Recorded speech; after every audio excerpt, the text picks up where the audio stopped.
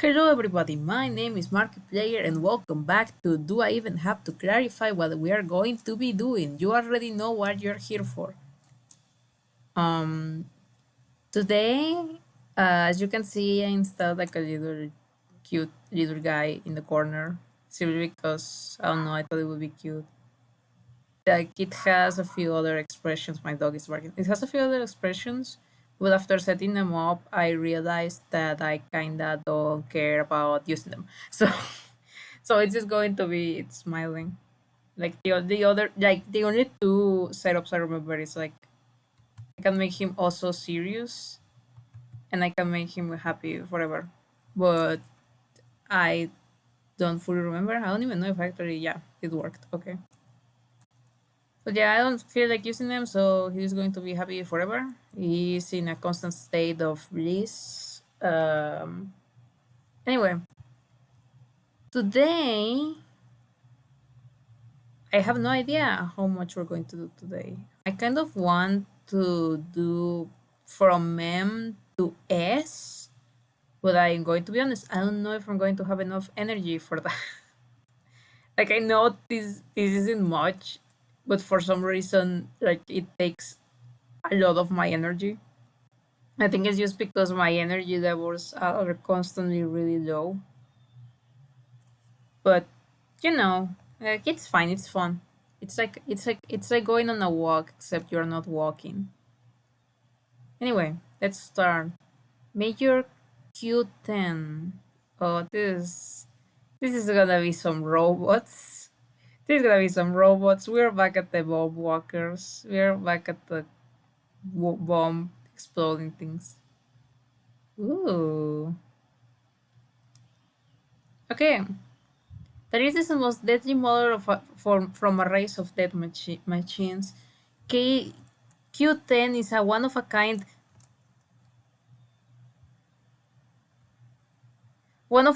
creature that is fast becoming one of Vidar's most capable death dealers.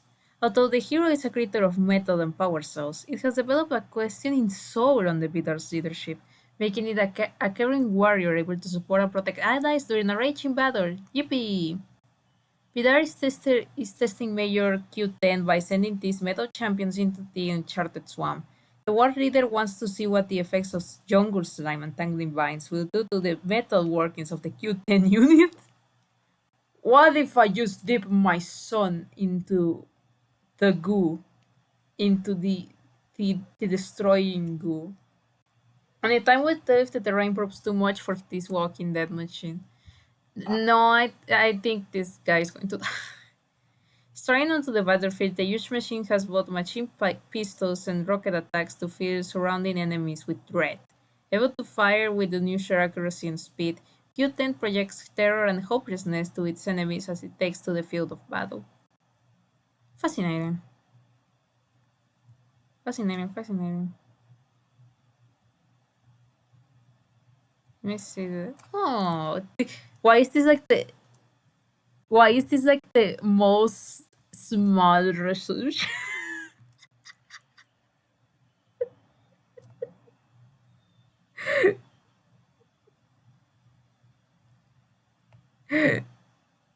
I hold on, I'm going to just do something real quick. Oh my god, why is it with like B? That's the last thing I want. Hold on. You're just going to see me do something stupid.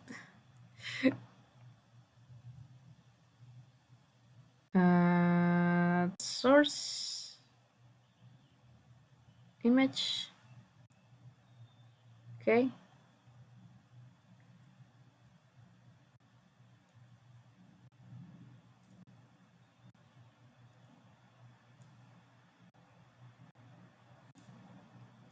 I'm just gonna put this right here.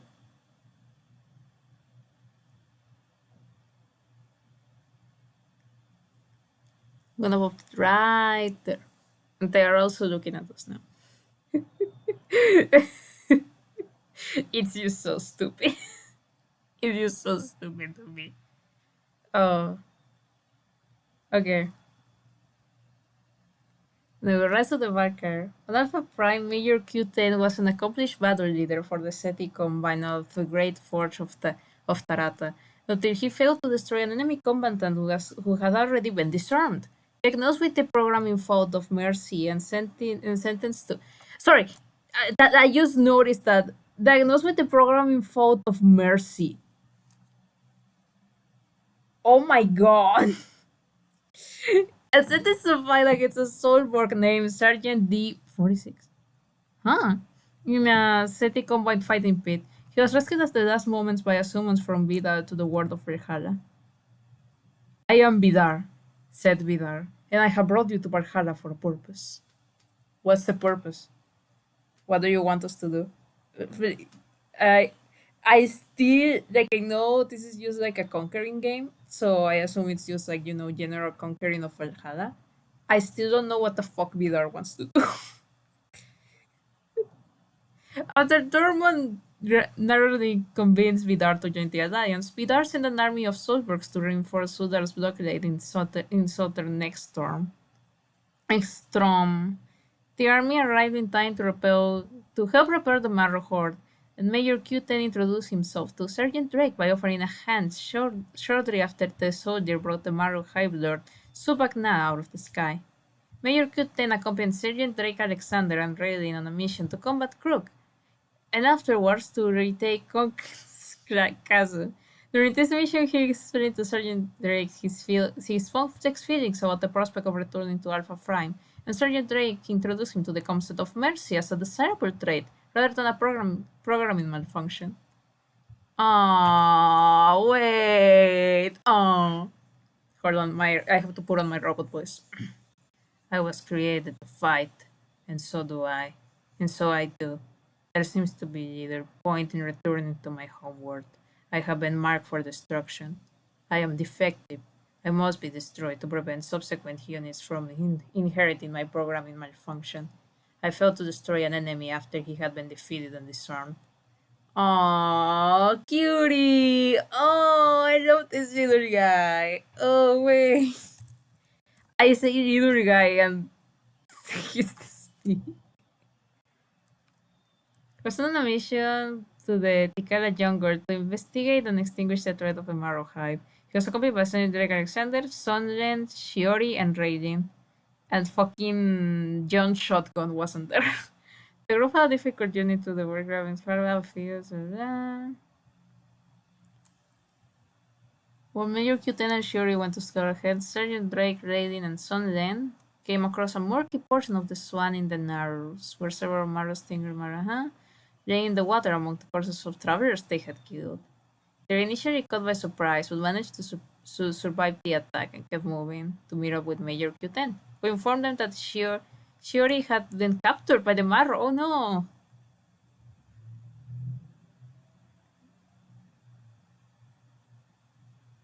Okay, they fought. I think they won.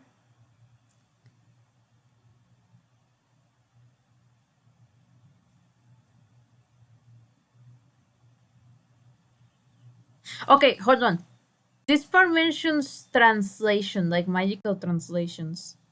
This is something I was talking with Mod like a bit earlier. What the fuck is up with language in this story? What's up with that? How does language work in this?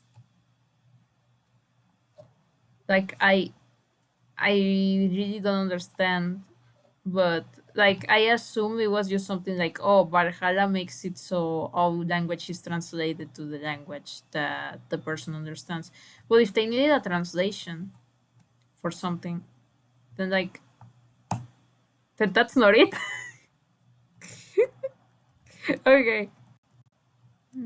As deployed to from the line,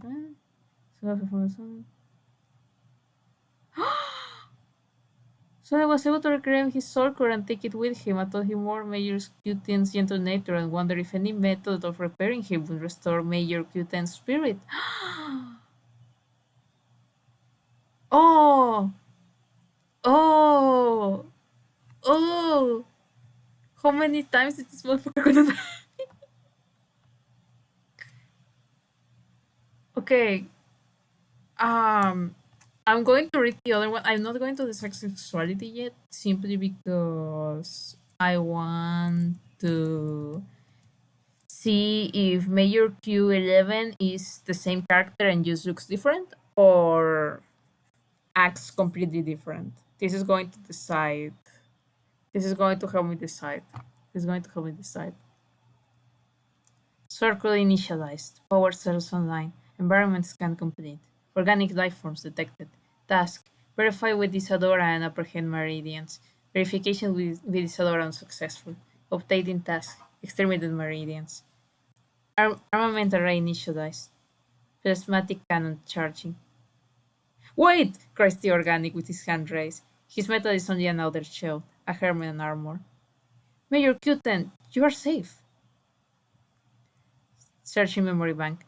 Set it designation Major Q10 not found. There is a second organic. Her skin is blue. I can read their pronouns. I know what their pronouns are. And her eyes crimson.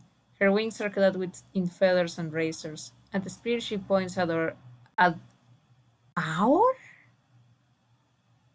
Our?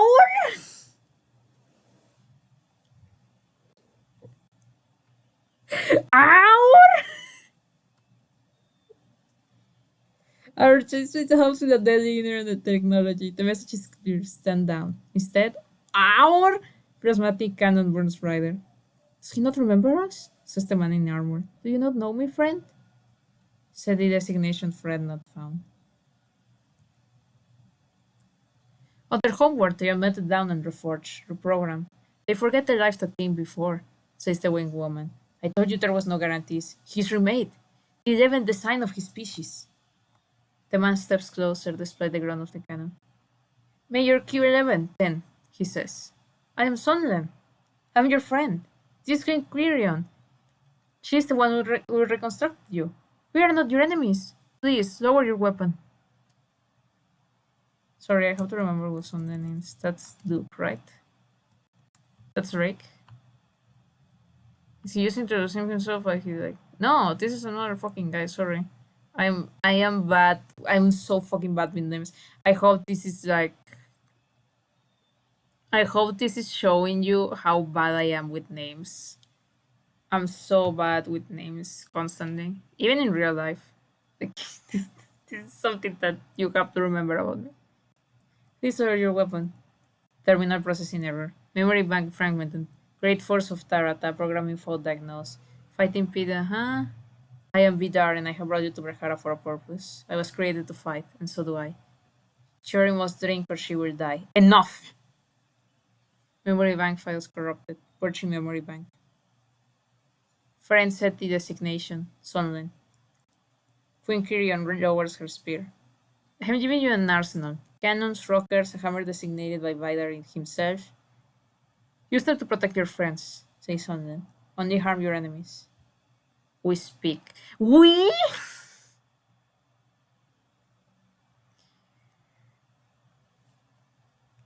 Identify our enemy. He is a Valkyrie named Utgar, says Sunlen. He is the greatest cause of our suffering. Understood. We say, and seize the hammer of war. Obtained task. Exterminate Utgar. What do you mean we? What do you mean we?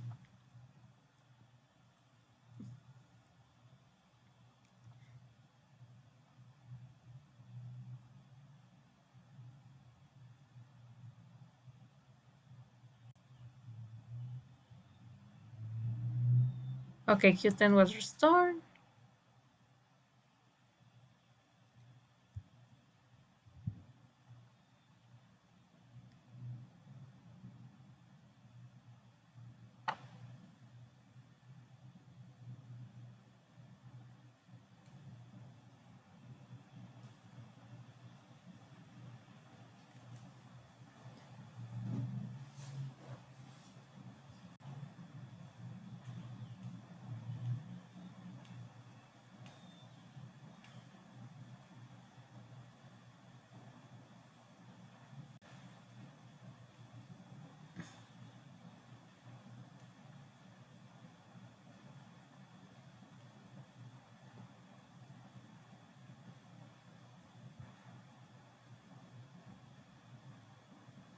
Okay, so okay, hold on, I'm reading. I am so fascinated by this character. Hold on. So,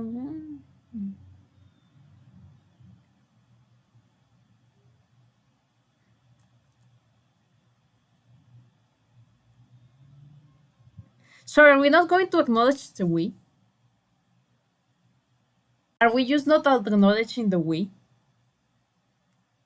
Is there like two separate sentences in Major Q11? Or is he just one guy? And he uses we for no fucking reason. Does he say we because he like no, but he's like a one of a kind robot. He has no reason to say we. What the fuck?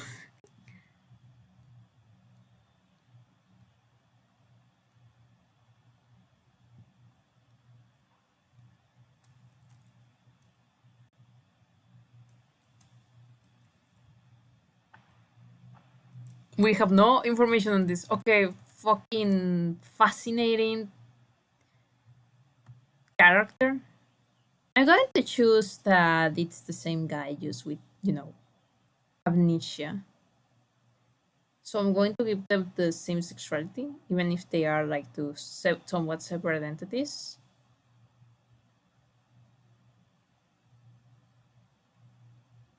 I'm going to have to go with a sexual gay man. Yeah, I think a sexual gay man fits. Oh my god, that was a roller coaster for me. This was a roller coaster for me. I like experienced the 5 stages of grief. Oh, I love you, Major Q 10 and 11. Okay, why the fuck is there a Major Q 9 now? Why is there a Major Next 17? How many fucking mayors do we have? Is there any more? No.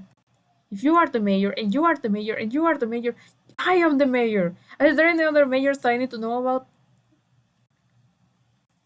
Okay, what is. I think this one's different. I think it's like the model that came before Mayor 210. Missions of a horrific battle play out in the Prophet Ragnar's mind.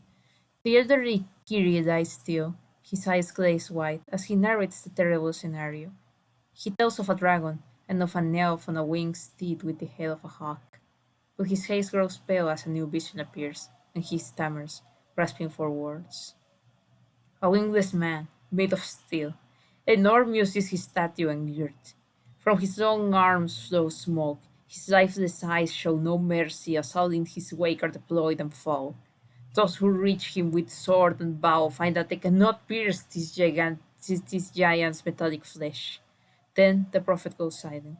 Sheer terror contorts his face as he utters one last phrase, a phrase that makes little sense to the listener. Q9. Jesus Christ, okay?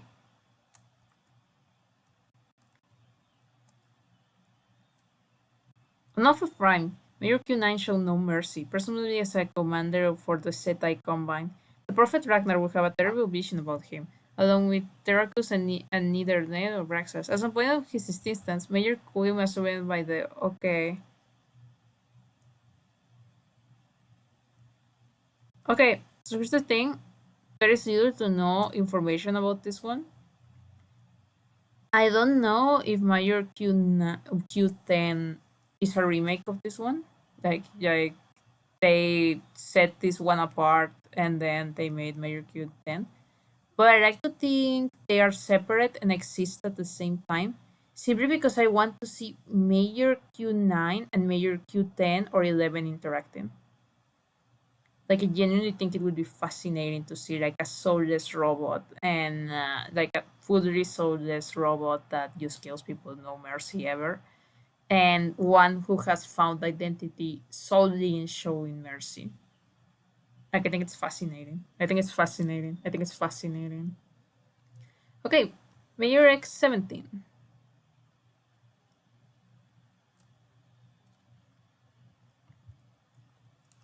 Ooh, robots. I love robots. I love robots, guys. I love robots.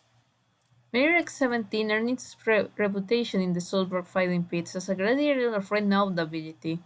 It was granted a command position in the Soviet battlefield forces and later went on to earn the rank of major. Like its Gladiator's counterparts, Major X-17 uses Saber Claw to knock down its victims. With its immense size, it can knock down even larger opponents. After years of refinement and expert programming, the defense mechanisms of this discipline Gladiator are rivaled by few others. It is well known that if warrior foolish enough to engage Major X-17 in hand-to-hand combat is likely asking for certain defeat. I mean, yeah, how are you supposed to? Define- this was also how much information. That makes me sad. We don't know anything about this robot guy. It'd be fun if this one also had like a personality, but instead of being like Major Q10X/11, where it's like, oh yeah, showing mercy and helping allies and stuff. It is more just like an ego, a massive fucking ego. Like, just oh my god, I just realized I just have been reading things. I haven't been deciding sexualities. Um Major Q9 no sexuality due to being a robot, but one day they will have some form of queer awakening and they are going to be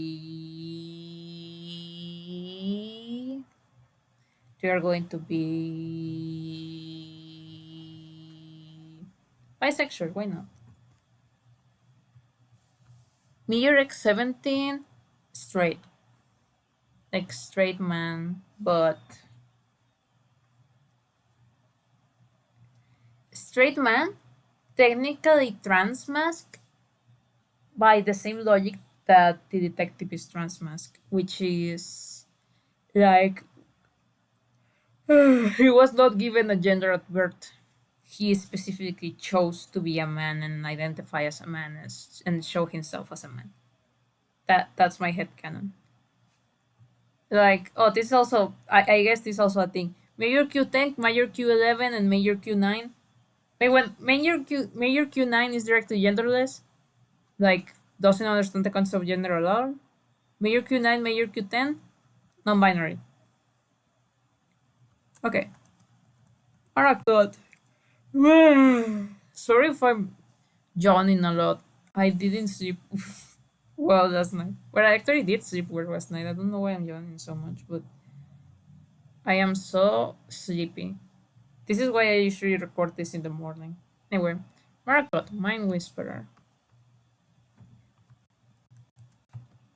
Ooh.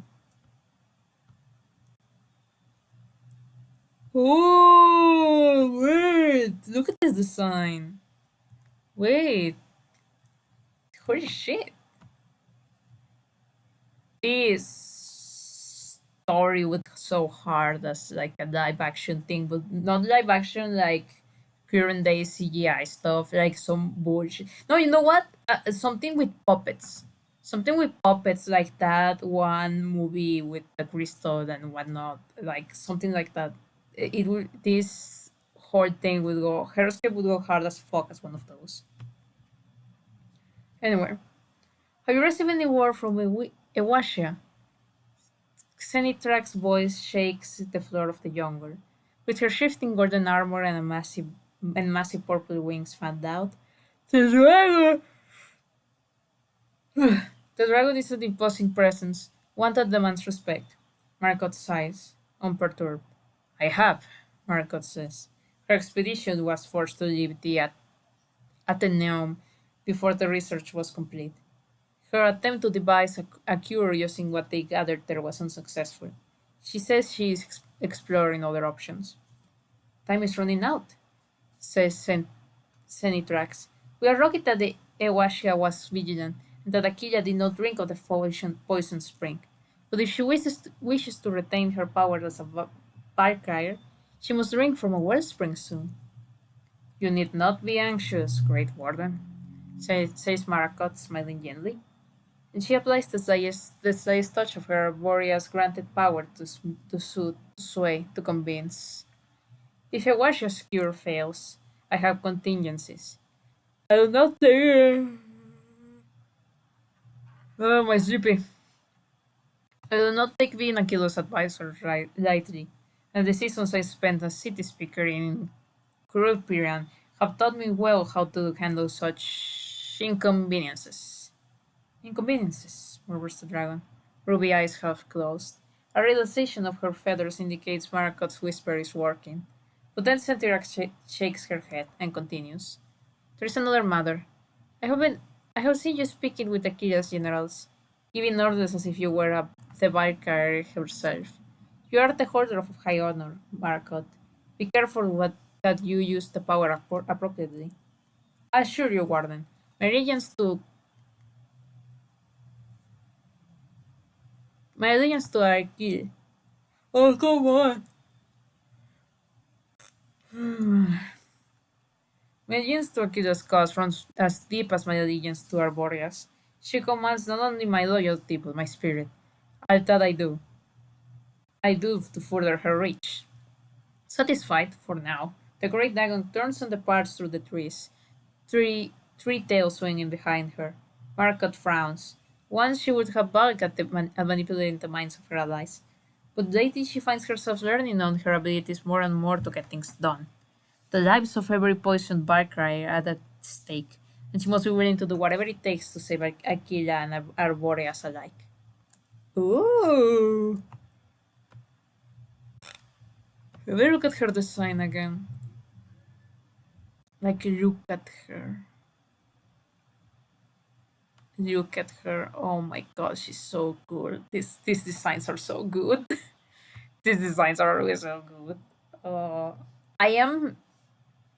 I have gotten so used to like.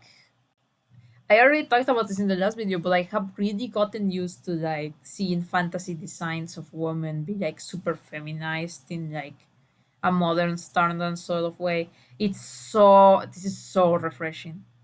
This is so fucking refreshing. It's so nice every time.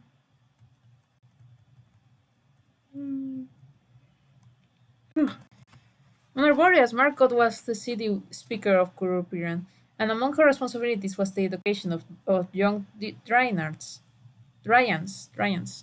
She would take them to Guricia's Grove as an example of Dryan prowess and cultivation.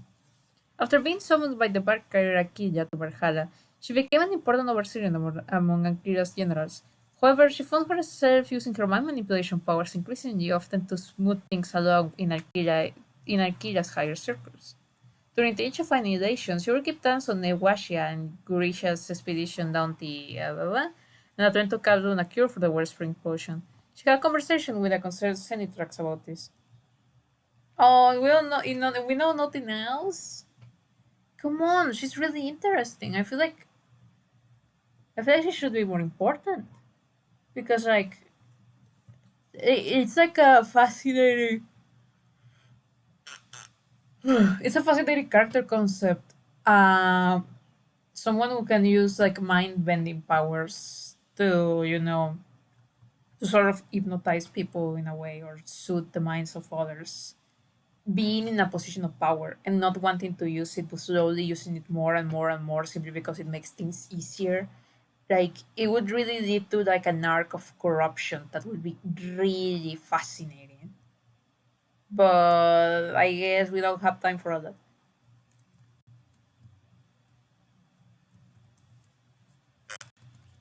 Anyway, hmm,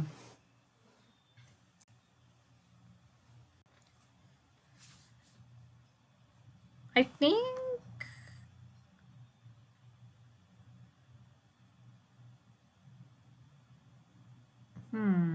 I don't know. I'm thinking. This series has slowly went from like just guessing character sexualities to reading onto the characters and like understanding them and trying to figure out the story just from these wiki pages and forgetting about the fact that I have to pick a sexuality for them. Um, but if I had to pick one, like my first instinct is lesbian, but I try to not go with my first instinct. But I don't know. I don't think she could be like a insane lesbian that rocks. Like I know lesbians. I know women who are into women. I love that mind power shit. Like I feel like if you describe this character to like the average trans femme lesbian on Twitter, they would be fucking hyped. You know what? Yeah, trans femme lesbian. That's my headcanon now. Yeah, I convinced myself. Okay, now let me yawn a little bit. Let me just yawn a little bit. I'm going to post a video to yawn a little bit. We're back, everybody. I think. Never mind. I feel another. I feel another yawn like stuck in my throat, and I would. You know what? We're just gonna deal with it. Oh, Marco Essenwain. I think this is the last Essenwain we have to deal with. This is the one who was the brother of the other one. Hold on. Like yeah, it's like the seawood fucked up thing we had seen before. Awesome. The yawn is so. I'm sorry. Whoever is watching this, you are going to be yawning forever for the rest of time. Um, Marco Eisenstein found himself summoned to battle from Phaedon by Utgard just as his brother cursed him. Instead of gaining a cream-limbed human-like undead creature of the night, Utgard summoned a mangled monster with webbed hands and feet, a misshapen body with shards of bone along his back, and exposed and crimson flesh. Ooh. Still a member of the Osenway undead family, Marco has the deadly ability to drain life essence from foes that challenge him. His terrifying aspect is made more horrible as he glides over the heads of the enemy and attacks from behind with colossal fangs and the fatal strikes of his claws. Marco Eisenwein has no idea when or if the curse that transformed his body will ever be removed. This haunting uncertainty makes often causes him to fly into a rage, especially during combat. Marco longs to lead armies and give order as he did with the Essenwain armies on Phaedon. When nothing when nothing issues from his monster throat with growls and squeals, his fury knows no bounds. When he can't communicate his ideas, rage turns Marco Teresonos. He turns to Notgar's troops, especially targeting members of the Essenwain family. These magical episodes never last long, but have resulted in the killing of valuable Utgard troops when they were desperately needed to defeat Yandar forces. Oh my god! Wait! Wait! Wait! Wait! Wait! Wait! Wait! Wait! Wait! I have something in store, but let's keep reading.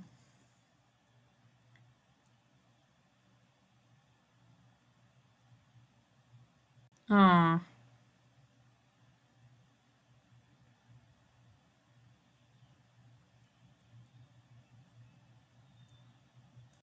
not much information.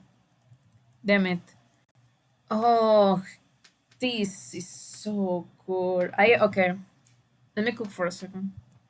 There is definitely some insane body horror going on here of like being turned into this terrifying monster and not being able to even speak and just being stuck in this role that was assigned to you. And so I want to have like a transgender headcanon, like obviously trans femme. But again, assigning most people in the SN1 family as transgender or queer in any way makes me feel bad because they are like the representation of evil and all that stuff. But I don't know, just like the inherent body horror of transgenderness, where it's like I'm stuck in this body that I don't like, and I don't know when I'm going to turn into the thing that I'm supposed to be, and I can't even like share the expression of myself. So I'm giving a maybe transgender headcanon. I'm leaving it there. In terms of attraction, they like women, so either straight or a lesbian, depending. Sorely depending. Fascinating character. Fascinating. Okay, Marcus Decimus Gallus. Marcus Decimus Gallus. Funny as fuck name. I'm.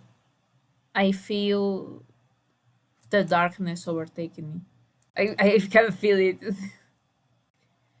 Darkness imprisoning me. How did I see? Absolute horror. This is a human, right?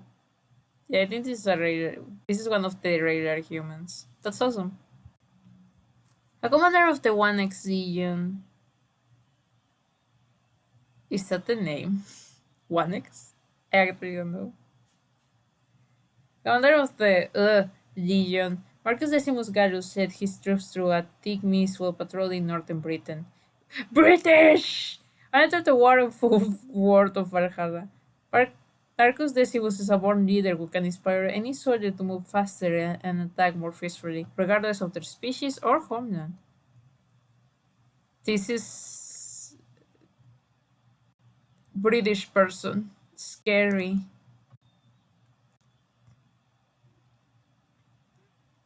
When Tormund and his convoy came to invite Einar to join the alliance against Stuttgart, there is a spider in my world. Hi, little spider.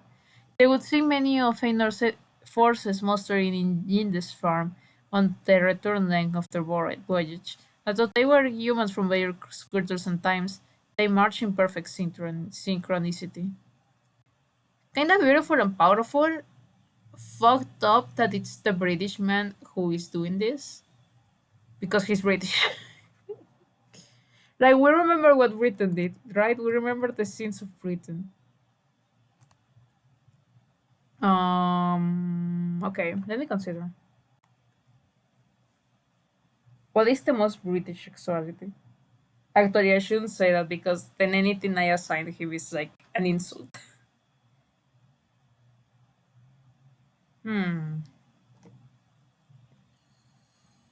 Hmm. Gay was like gay in the same way that the Beatles were gay. I'm leaving it at that.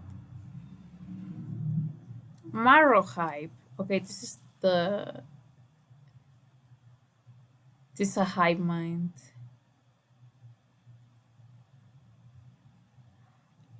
Ah. Whew. Recita from Uncharted Swamp. The Marrow hive appears to be a unique feature of the terrain. If it isn't until champions come very close to the living walls of the hive that they hear it gurgle with life and see its walls erupt with hatching marrow, fully mature and ready to battle.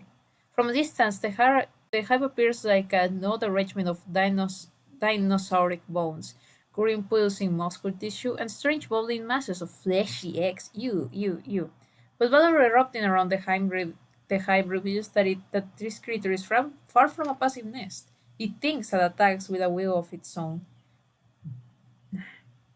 The hive shows its vast intelligence as it speaks telepathically to the desert marrow, content to do its will.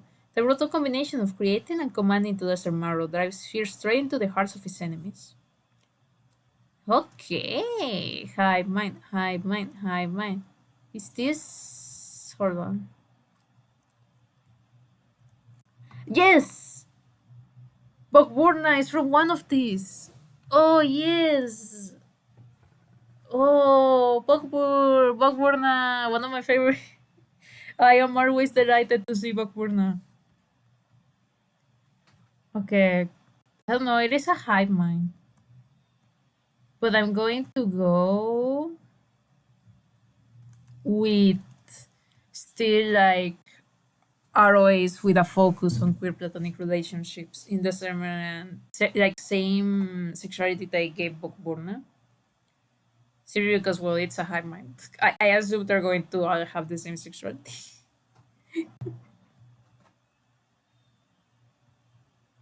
Oh, Master Win Chiu Wu. Alright, what have a lot. The M characters were one of the few that scared me a lot, and then we have the S characters. I'm so scared. I'm scared every day. Every day I get scared. Master Win Chiu Wu. Ooh.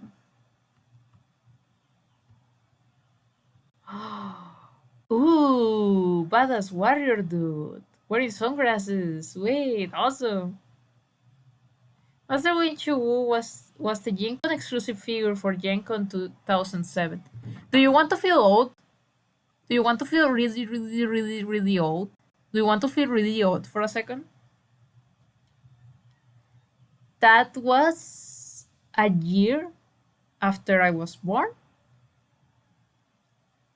And even if I had been born that year, I would still be legally allowed to drink in my country. I would have already gotten my ID. I would already be going to college. This figurine is younger than me, but still around my same age. And it could be going to college right now. Anyway, I was a little bit of a Comic Con and limited promotion on Heroscapers.com. He's a rock painted Shaolin monk's coat. Like all Gen Con exclusive figures, he did not receive a lot. Aww. And so little is known about this character.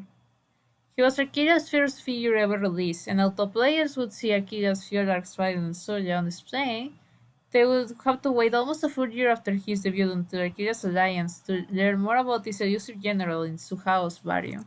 Suhoa's variant. Sujoa's. So we don't know shit about fuck. We have no fucking idea. Okay. Thanks everyone. um Seriously, because I think it's really fitting, unlabeled. He also doesn't fucking know.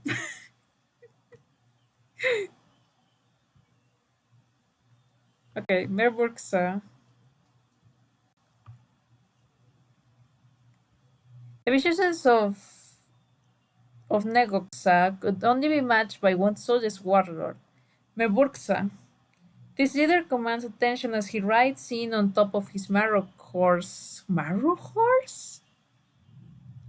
There's Marrow horses? Ooh. Whose skeletal body brings grimace to even the toughest soldiers in battle. Meburgsa carries a powerful plasma blaster at his side. Although with his presence and daunting stare, he almost has no need for it. His stare is so powerful that sometimes his enemies cannot even muster the strength to defend themselves against his relentless attack. Okay, this is another Marrow. So we already know the answer. Arrows with focus on queer platonic relationships. But I'm going to read more of his story. Musa had a rivalry with Negoxa. I don't know who Negoxa is. We're going to read about them in like a second. And once tried to take control of the Marrow forces that Negoxa led. Although this was briefly successful, Negoxa would return to put him back in his place, permanently wounding him and damaging his defense abilities. Eventually both would be soared into Valhalla. Damn. I like that or God Bokburna has nothing to do with. I find it really funny. I can you hear the? Okay, no, you can't hear the car. That's good. There is like a car outside. Milky the carry warrior. You know what I'm going? No, I can't. I can't take a break because if I take a break, I'm going to lay down in bed and then I'm going to fall asleep, and then I am never going to finish this. I have to at least do the M. Please, please let me get through the M. Please, please, please, please, please, please, please, please, please. Milky the carry warrior. Wings. Ooh. Hello there. The crew of the Forest tribes united under Urar's banner when the war began. His? Ah no, they're talking about Ular, sorry. His charisma held the different factions together and formed them into a single army. Ular alone was able to bring disparate ferocity together in an organized hunt, but matching all of Valhalla for its wild abandoning valor. But now Warrior has succumbed to the strange potion that has seeped into the wellsprings. As as he raves against even his closest friends and confidants, the carry of the groups regroup. There is no time to let the factions fracture once more. Theirs must be pointed at something, anything, to keep them united. Miyaki has stepped up to the task. As he charges the chaotic battlefield, throngs of her battle siblings take with the wing behind her. The other Valkyrie will not take Uller's land so easily. So she's a cool warrior. Cool. Where was a car who united the tribe under his leadership of fight by the side against some orcs. However, in the age of annihilation, Euros was poisoned and reduced into a maddened state. In the absence of his leadership, Mickey has stepped forward to help. Woo! You go, girl! You go, queen! Wake of the goddess of the peace summit in center on storm and the Valkyrie you are being affected. Attack. However, at this time she wouldn't win.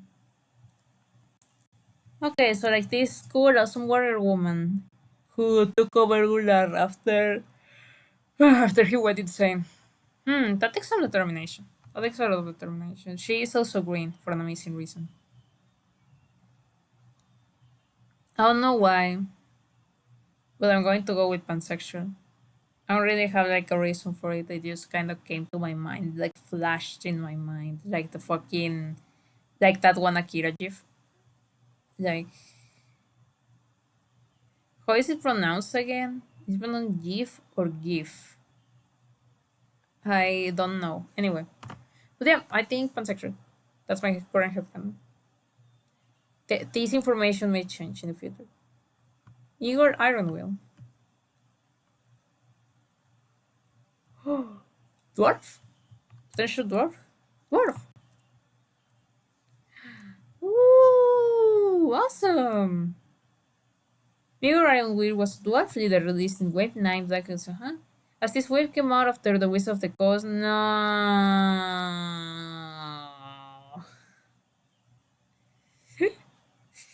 God damn.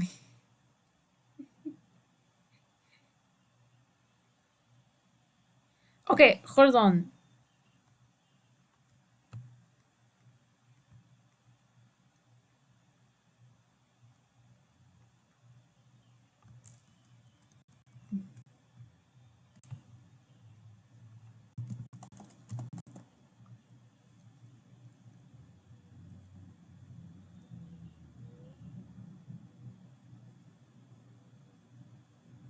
Sorry. I am so fucking like I want to say like, oh, I'm glad he's still alive. Maybe we can ask him for like the information. But I'm fucking laughing my ass off at this. Corby Dodge is plagued with an extreme case of attention deficit disorder, and he has been using that excuse as a crutch for his entire life. Who the fuck is angry at this guy? Like, is this just part of his bio? Corby drinks way too much Dr. Pepper. He's very critical of his closest friends. He wears a red and black plate hair for God only knows why. He absolutely loves loves games. Corby is a fresh-faced young game designer, but this isn't his first rodeo. He got his game designing shops working on okay, wait. Who made this? Who made this? I thought this was like written by someone who fucking hates him, and then it's like,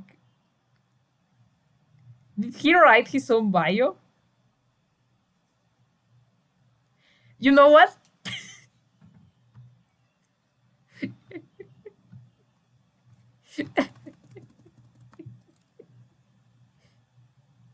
How is my Discord looking? I'm not going to, I'm just going to.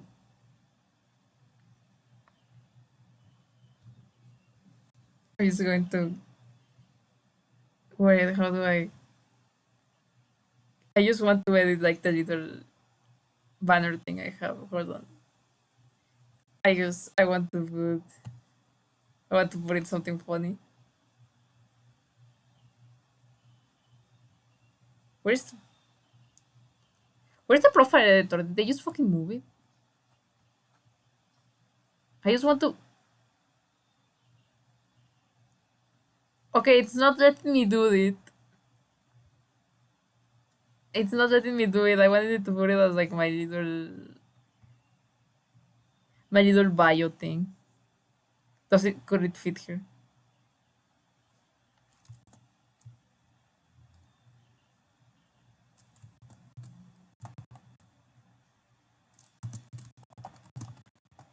Oh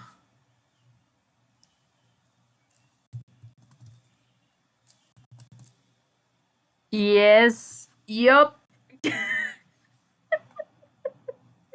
Yup.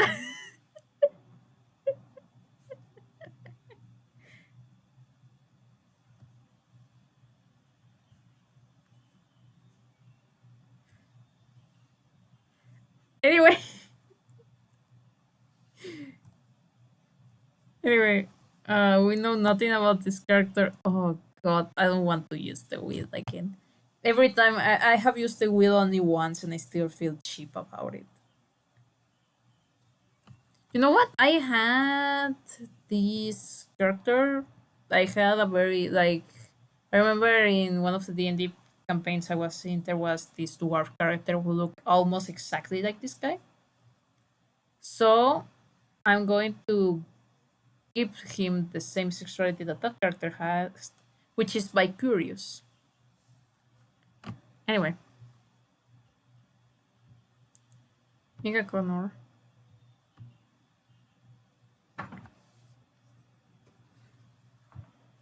Mega Connor is a deadly fighter who hides in the dark of night, surprising foes from the shadow. Oh. Sorry, I saw like the words. I see like the words Wizards of the Coast, and I immediately like feel a sense of dread in my heart. She's cool.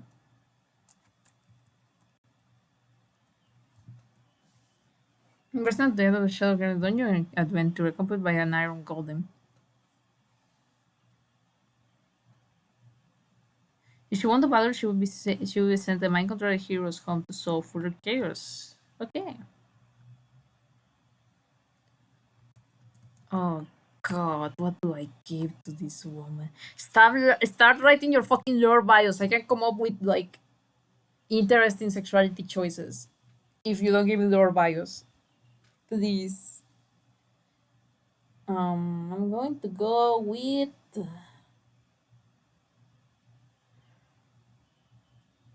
She has some mind control stuff going on, so I'm also going to make her a trans femme lesbian, but she's not as cool with it. I'm sorry to say, she's not as cool with it. She's she's fine. I'm sorry, Mika Connor. Meme ring.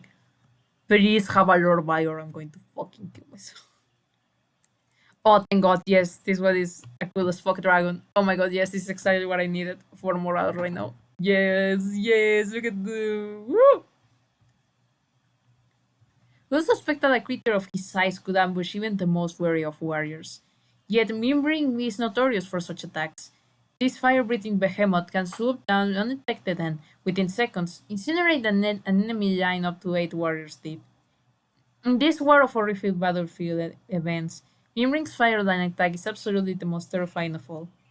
Mimbring is no slack-jawed, mindless minion. He has keen intelligence and can communicate with surprising eloquence when it serves him, but his powers are squandered on a life devoted solely to stalking, burning, and brutalizing. In Mimbrik, there is a chilling lack of morality and remorse. His only alliance is to Utkar, his only orc to forge an even wider swath of destruction. Ooh. Cool as fuck dragon. Ooh. I got you. I can't say it. Can I say it? Like, is it clear now that I am transgender and queer? Can I say it? Can I say? I'm not going to say it yet. I'm going to wait. I only get one F slur per video. I'm going to wait per event.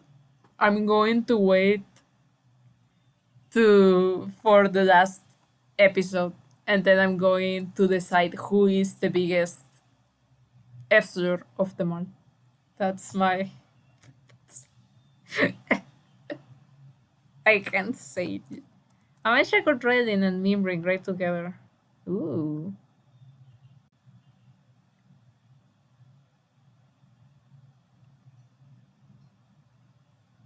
Fire as fuck. Fire as fuck image. Fire as fuck.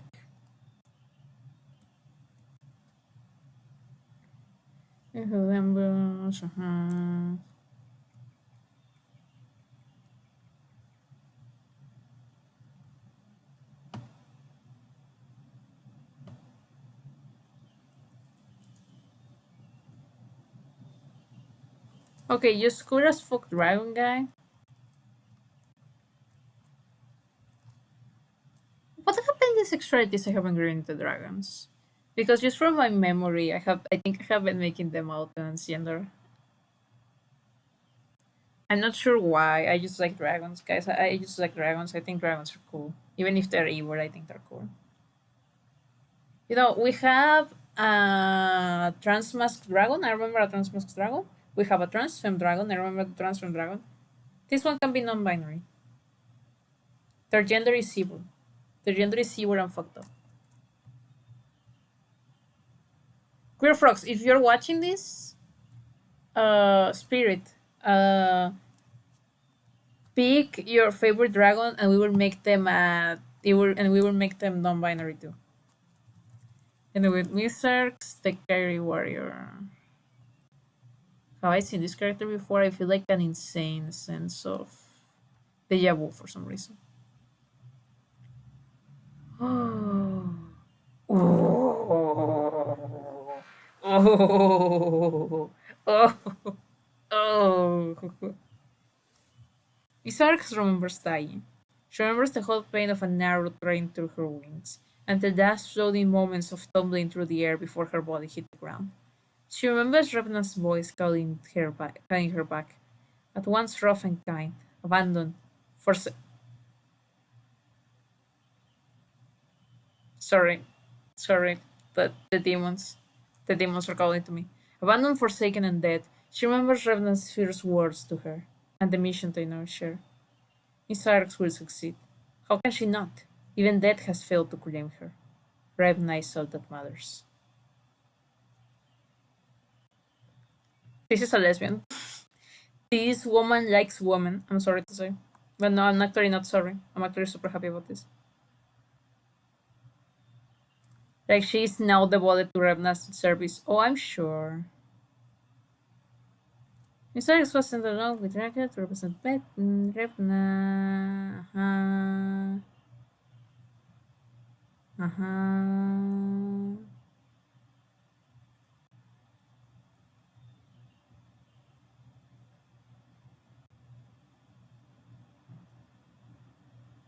Oh no.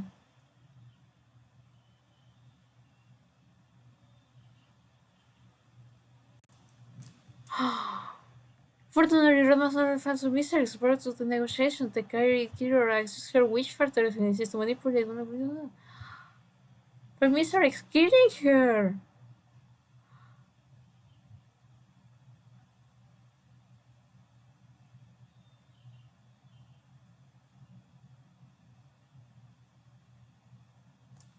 They are Revna and Mizarks have some. Have you guys seen Invincible? Have you guys seen Invincible?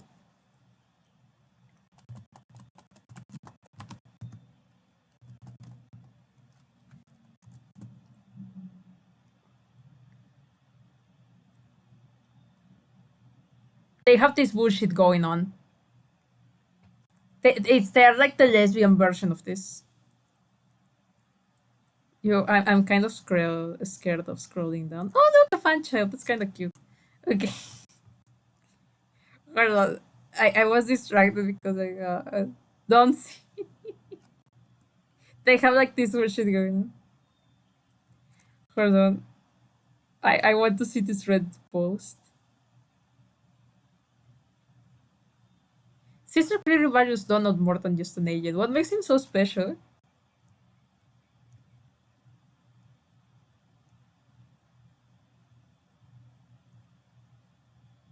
Guys, you can say they're gay for each other. Like, yeah, he's trustworthy, whatever. Uh, I like. Sorry, I'm going to. Sorry, I got distracted. But yeah, they have like this bullshit going on. Like, they're like, if they had the possibility, I am betting right now that Revma would like kill her and bring her back to life and kill her and bring her back to life and kill her and bring her back to life like constantly. Miss Arx will continue being just as loyal. That's my headcanon. Lesbian bullshit going on over here. I guess I'm also giving that headcanon to Revna now. Who was Revna? Like, I think she's one of the ones that doesn't have like a character. Yep, this is a lesbian. You just have to know. Morin Forgehammer.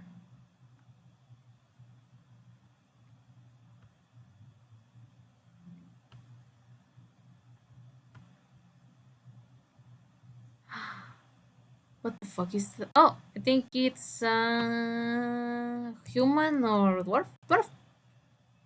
Oh, because we don't write our values for the focus characters. I'm going to lose it. Hmm. I said the other one is by curious. This one is also by curious, but in the other direction. If that, instead of the normal by curious, where it's like a straight man that sometimes feels attraction to other men, he is a gay man who sometimes feels attraction to women. Martin Crow. We're almost done with the M characters. Is everyone excited? Is everyone so fucking excited? I am so fucking excited. I want to be done.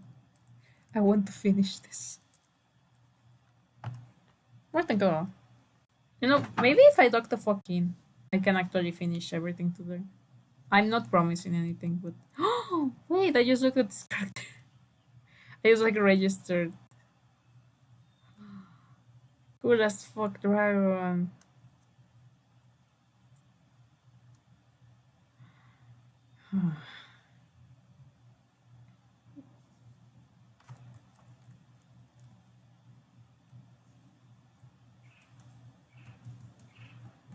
Oh, I am. Can you feel the disappointment in my voice? Can you feel the sadness, the deep, deep, deep sadness in me? Spirit, do you want this one? Like, comment down below if you ever watched this video, and we can say that they're non-binary. But for now, I look. Here is the thesis that I'm going to come to. If they say this thing that Wizard of the Coast did not write lore bios, you at home have to decide because I'm not deciding. Wizards of the Coast has to lock the fuck in and write lore bios, or I'm not giving them free sexualities to give their characters. That's the current law. Okay? Okay. Moriko.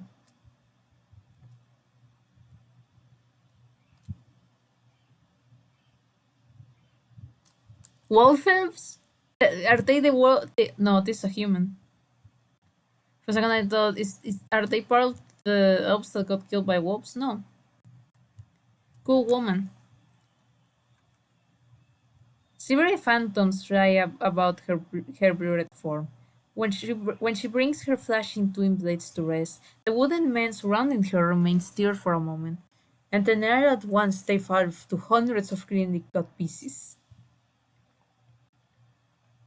They slash them. An elderly man hunched over an ivory cane peers out from the shadows of a wide-brimmed hat. Your training is nearly complete, Moriko. Only one task remains, the old man speaks in a wavering voice. You must kill me and win your place as my heir. Mister, no, I can't do that. The young the young ninja cries. Do not dishonor yourself and this bloodline. Tay, I can't. I won't. I won't fight you, master. The old ways are flawed. It doesn't have to be like this. I won't fight you. You will fight or you will die, the old man growls. Moriko lays her blades at her feet and crosses her arms behind her back. Foolish stay! The old man shouts as he draws a blade hidden within the shaft of his cane and dashes forward in an unexpected grace and speed. You are not worthy! He splits his blade down at the person, but it tastes on the air. The gear vanishes from beneath it. Parhala! Parhala time for you!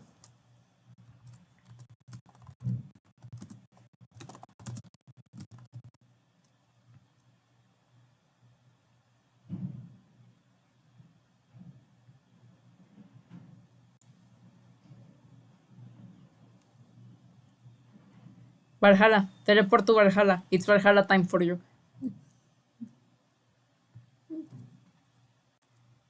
Okay, interesting character. I have just decided they're non-binary, just because they slashed them. I'm sorry.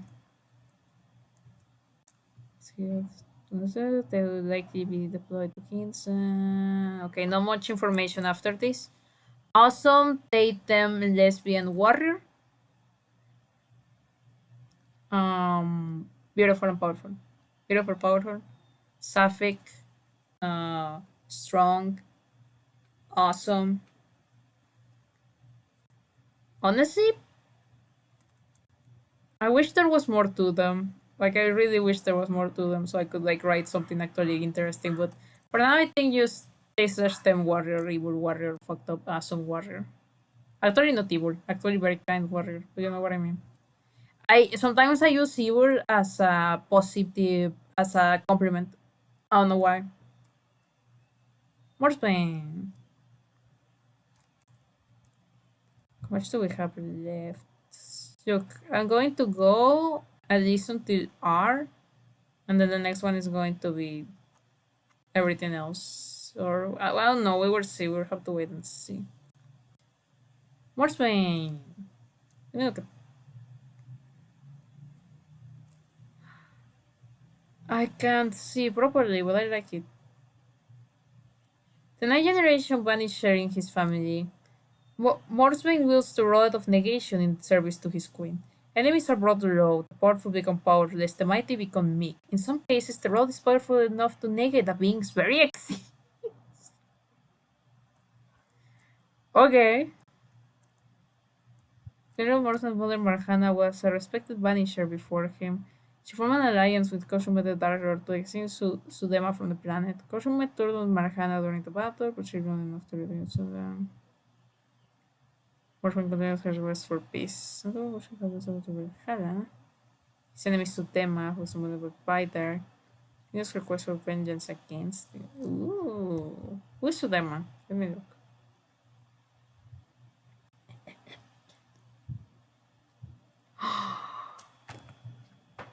Oh.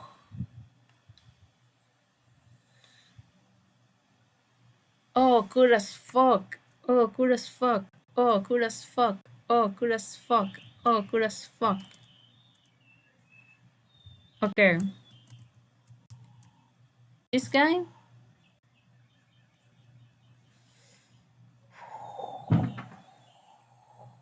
You know, I want to say straight, but trans mask simply because I think it's cool if like the enemy woman is like, oh yeah, my enemy had like a little daughter, but I haven't seen her anywhere, so it's like it's probably not a big deal and probably safe.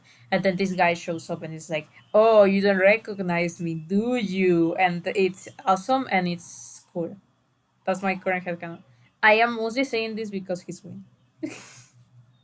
He's green and he wears like these cool animal cloaks. Like that's Moriko. Hi Moriko. But yeah, I hope you understand. I hope you understand that sometimes I am a biased researcher and sometimes I apply my biases to characters. I hope you understand. Okay, and characters. These are very short, thank God. Nekoxa. We already know a bit about Nekoxa. Another Marrow! We already know the answer to the sexuality, but we are not here just for the sexualities, baby. We are here to learn about lore. Look at that. If I say he looks a little bit like Papyrus, am I going to get jumped? It's little wonder that the most vicious warlord from the planet Mar aligned himself with Utkar, the most vicious Valkyrie general. Bloodthirsty, brutal, and single-mindedly obsessed with his quest for power, Negoxa is never unprepared for battle. His head, arms, and shoulders are implanted with permanent armor, his right hand technologically forged into a lethal weapon. The Negoxa's most fearful power is invincible, insidious, and impossible to resist. It's the power of mind control! With his extraordinary wit that is waste on wickedness, Negox enslaves the minds of followers and foes alike. Though, though the strange chittering of his native language is foreign to Valhallans, Negoxa gives orders telepathically and in the native tongues of the controlled. Fascinating. Another like these characters are just making me realize how cool like Bokburna really is. Like Bokburna is literally chill.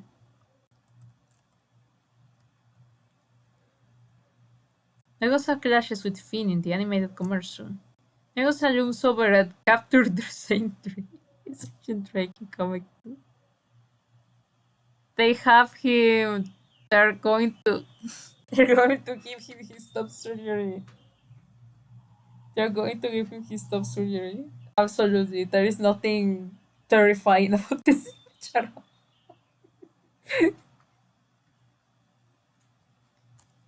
Okay.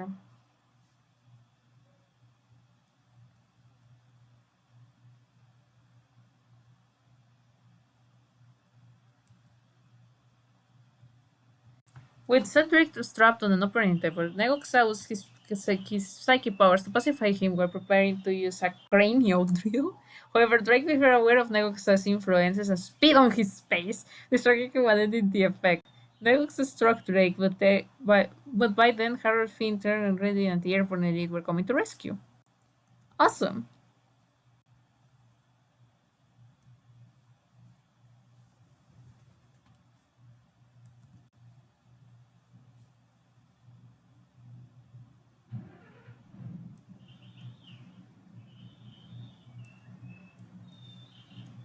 Fascinating. Alright. We already know Arrow is focused on no focus on queer platonic relationships because he doesn't care. Direct relation to writer.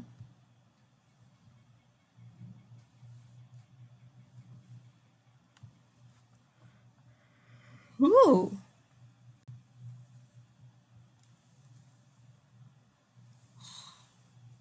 Let me try to guess. Some form of goblin? Orc. Alright. Narrating his glacier swag. Sorry. Not not glacier swag. Narrating his glacier swag stalk the frozen battlefields of the icy north. His presence is inspiring and his guttural commands keep every grot sharp and focused. Direct Regulation Swag Rider was Heroscape's first Yankov exclusive figure. Oh, this is one of the Yankov's exclusive ones. Arita was the Swag Rider released for convention attendees of Yankon. Exclusive figures did not receive official bios. So when Nera will tour from is unknown. Whoever will see, okay. Awesome. Very little information. But in my mind it's not as bad as like the Wizard of the Coast thing. Each validation there will be part of the category leaders. Advance, Utkar, Astro Tracker. After the defeat of Utkar, Nara will be asked to bring a defeated Tyler before Robiata's court. As he did, riding his blazing sword, he better some advice. You may have been Utkar's right hand, but this is a new era, with new leaders, new rules. If you do not find a place in Lobiatak's court, there is no place for you at all. I advise you to beg for your life, only once she gives you permission to speak. He would do con during Lobiatak's offer to Taylor of becoming a new advisor to court. Finally, Taylor would accept. Okay. Nara was the first exclusive figure introduced to Heroscape. and met with some controversy regarding his difficulty to find his main aftermarket source. He was also released in August 2005, retiring to not live on shows until May 2006 to provide players with the snow terrain tiles he benefits from.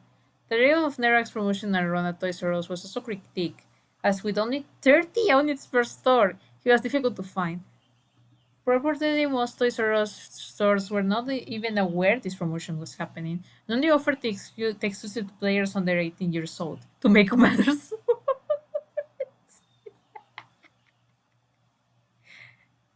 sorry, I am like visioning the image of grown-ass people running into a Toys R Us to get the little guy, and it's just like, no, sorry, we only give them to show us your ID, and if you show them your ID, they're like, no, sorry, we only give them to minors. Go home.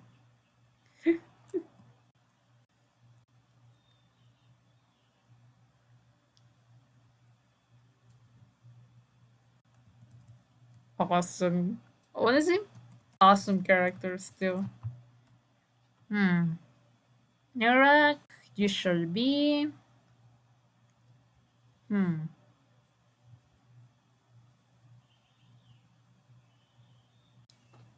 He is exclusive,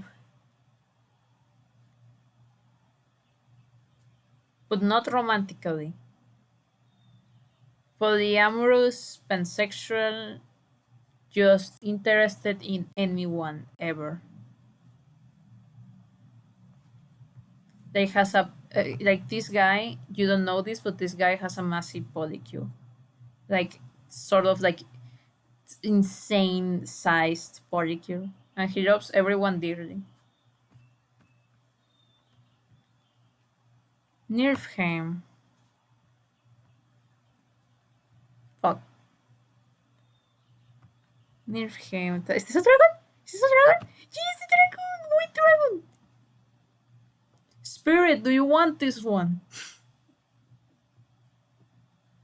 I feel like I'm going to end up making all of the other dragons that I haven't leveled before non-binary just for fun. Ivory Pillar, Diamond Bread, Northern Wind, Great Protector. These are all titles given to the ferocious Niflheim, king of the northern continent of Ikara. Icarians have always worshipped dragons afterwards as godlike creatures, but no dragon has ever been held in higher honor than King Niflheim. This reverence is both had worn and well earned, as the Great Protector fights valiantly for those who cannot defend themselves. Their glory is in the patronage of the battle-weary. In Niflheim, Yandar discovered a kindness speeder. He summoned the mighty royal to Valhalla just moments before they could meet their end at the hands of the invaded Nazgûl. A court of Icarian dragon slayers bent on the destruction of all dragonkind. No, my datum. Okay, Niflheim, non-binary. Look at them. The knowledge of annihilation, one of their spawn who had been summoned by Otka would be rather rude to a Grottor. Their son is super mean, but aside of that, they are awesome. The name Nascree is an anagram of the name Heroscape Chris Han. This name is like inspired by Niflheim, the realm of the other dead horse in Norse mythology. It was fitting name for an ice dragon.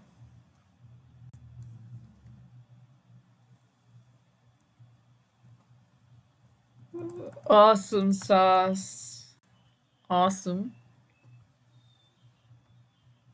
Nishisota.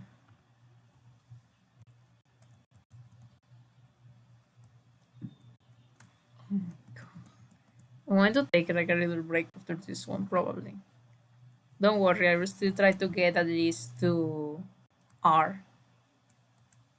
But I'm probably going to take a little break. I'm going to pause the recording for a second.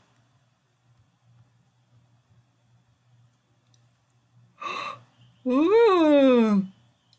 Good guy, mustache guy.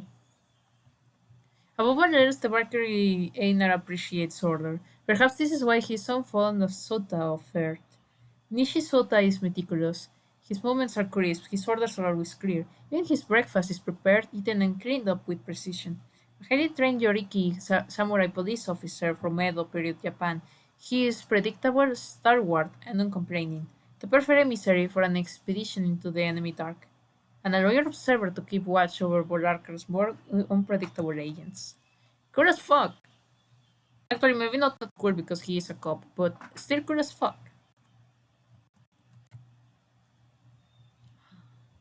Ooh. Neri, she saw that was unorganized, huh? On Valhalla, Nishin didn't work as a diplomat. Ooh. She did not jump to conclusions, but instead suspected on trickery. He alone remained to speak with Grim Exo in the aftermath of fortunately to become the Clockwork Combine. Oh, he figured out the stuff that going on with Miss. When the Citadel was discovered, Nishi would be sent to keep an eye on Borak's more robust team members. Nishi Sota would be seen while Sheriff Kitty might take him to speak Jackson. Okay, cool guy, cool guy. He is purple and orange.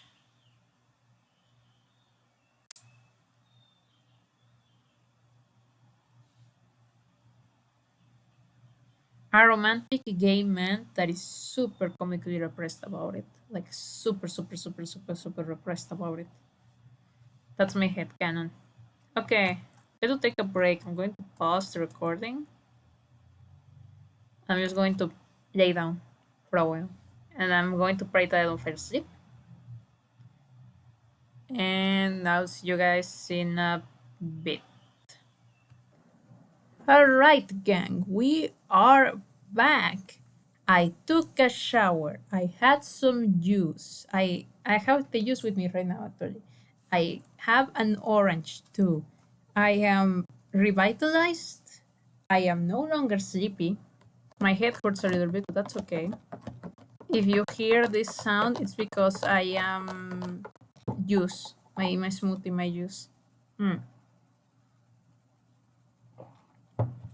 Since I am revitalized, I think we may actually be able to get at least up to the S characters, which is good because that was the idea from the beginning. Let's go.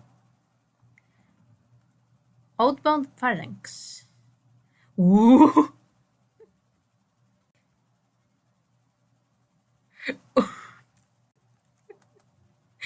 What is... Wait. What the fuck is that? Outbinding is a simple process. A score-eyed queen collects any hatchlings not showing enough promise for a higher station and prepares for them the outbat, a steaming bath of neurotoxins carefully proportioned. As she works, her most trusted wargs teach the young chosen the mantra they will repeat for the rest of their lives. This mantra varies from hype to hype, each unique, but the substance is always the same. Loyalty, service, love, nothing else. The oath but washes away all that is not the mantra oath. Those chosen feel no pain, simply the dissolving of their will and the gentle cleansing of all that is not useful to their queen. A clarity of purpose, the embrace of a simple life. Easy, loving, painless. What the fuck? When thousands pass through the path, sometimes one falls victim of an imperfect process. These unfortunates are driven mad, feral in their devotion, agonized in their love, graced, pyring, devoted, and flawed. For Maladrix, this unusual outcome happens with unfortunate frequency. I wonder why. I wonder if it's because she is currently being driven by her love for someone. I wonder. This unusual outcome happens with unfortunate frequency. She often wonders if her devoured rival haunts her still. But no matter, a clever queen throws nothing away.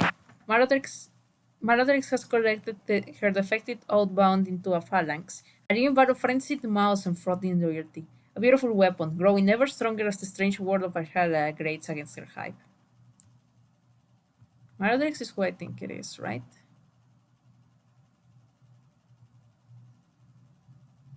No, sorry, I was mistaken. She's not who I thought it was. I was confusing her with I am so bad with names. I was confusing her with the awesome lesbian one. I forgot her name already. I don't ask me anything ever. Don't ask me to remember. I think it was Miss Arx. I think it was Miss Arx. Yeah, sorry, I was confusing her with Miss Arx. We are going to get to Queen Malodrix later, so I actually can't decide yet. I was going to make them more lesbian. Hmm. You know what? Let's go just a little bit out of order and look at Malodrix. Her sexuality is going to be their sexuality. That Queen Malodrix lives at Alice Wonder, Secret Society, Young Queen. She's kind of like a bee.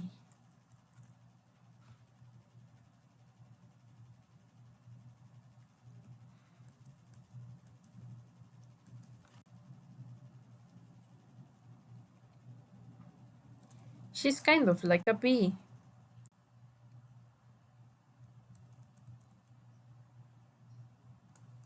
I feel like bees are one of the most lesbian animals. You have to believe me. You have to believe me. You have to agree with me. So, hmm, I'm not sure how she works though. You know what? I think the queue is soon. We are going to wait. We are going to come back to this. But for now, we are not fully sure. Whatever sexuality she has is the one that they're going to have. Okay? Okay. Where are we? I forgot where I left off. Oh yeah, we were just looking at the first one. That's literally the first one. I forgot. I think we have looked at you before. I think so, yeah. One by her love of her royal companion, Suho, Akira often summons beasts to befriend her wizards and help them feel more at home in Valhalla. Onsho is one such summon. As a working knight, he understands little of what has happened to him. But his high spirit and wild, with his high spirited and wild nature makes him beloved by many in Akira's hands. Okay, this is an animal. No sexuality for them.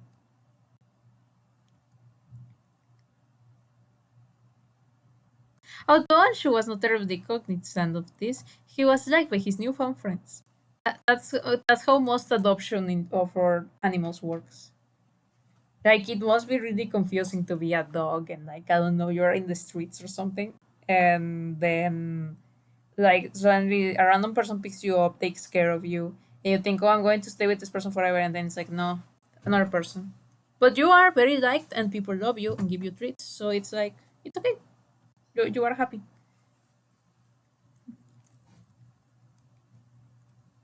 Damn, a lot of still, like this is just a little guy, and it's his birthday. Do we have an homophobic dog yet? Oh yeah, we had the rat. We had the rat. The rat was homophobic. No, this guy is nice. This guy is nice. He's awesome. Ornak.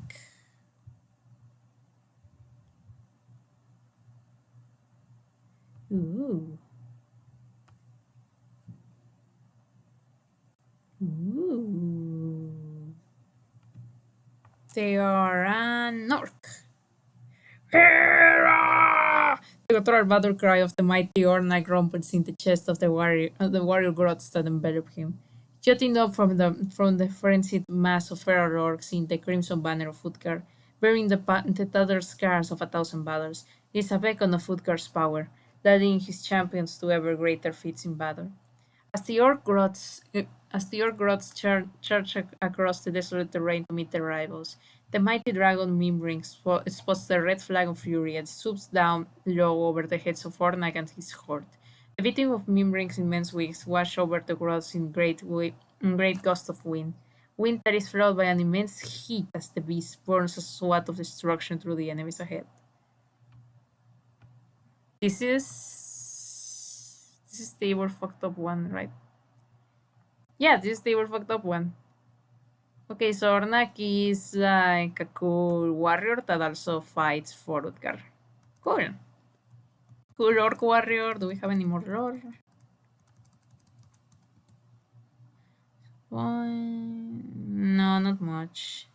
As a flag bearer or not coin package with a special set of Footguard Valkyrie dice, a custom marble black D20 side die, the very versatility. Ooh, that's also a Toys R Us exclusive. I love the idea that you could just buy this at Toys R Us. Like, that's so cool. Okay, baggy. Look at that. That's so cool. This is the first time I have like solely look at the baggies. That's so cool. Ornak. Hmm. I'm thinking. I'm thinking, winking, thinking. I'm thinking, winking, thinking, winking.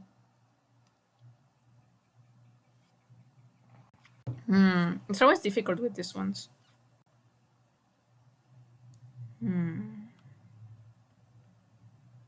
I'm thinking.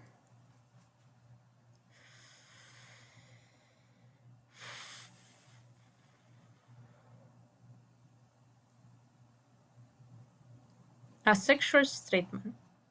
I don't know why. I just believe. Oathcurrick Black Dragon. Ooh, interesting name. That's a black dragon. Dragon. That's awesome. Wait, I just read the words. Dungeons of Dragons version of the games, and so we know very little about this character. Okay, wait. He was assisted to Garros of Terrain and Westfree in the Battle of Underdark, where there he had a horrific dream of his own death. When welcomed by intruders, demanded that they be killed to prevent it. He liked collecting treasure and would sleep in a pyre of it called Utric's throne deep in Valhalla's Underdark. It was to this pyre that he would add a stolen map from the Alliance, featuring locations of multiple. As completing the final battle. In the plans already reappear.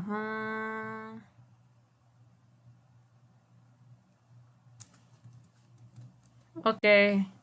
I think a soul daughter dragon. I don't know. You know what, Spirit? I am giving you permission to figure out the dragons. I feel like you don't like dragons. I feel like. Why not? Spirit, you get to choose the dragons. At least I'm going to give like suggestions, but you get to choose the dragons. I'm going to give suggestions when they actually have lore and aren't part of the fucking Wizards of the Coast ass shit. Okay, almost done, everybody. Almost done, everybody. Somewhat. Otonashi.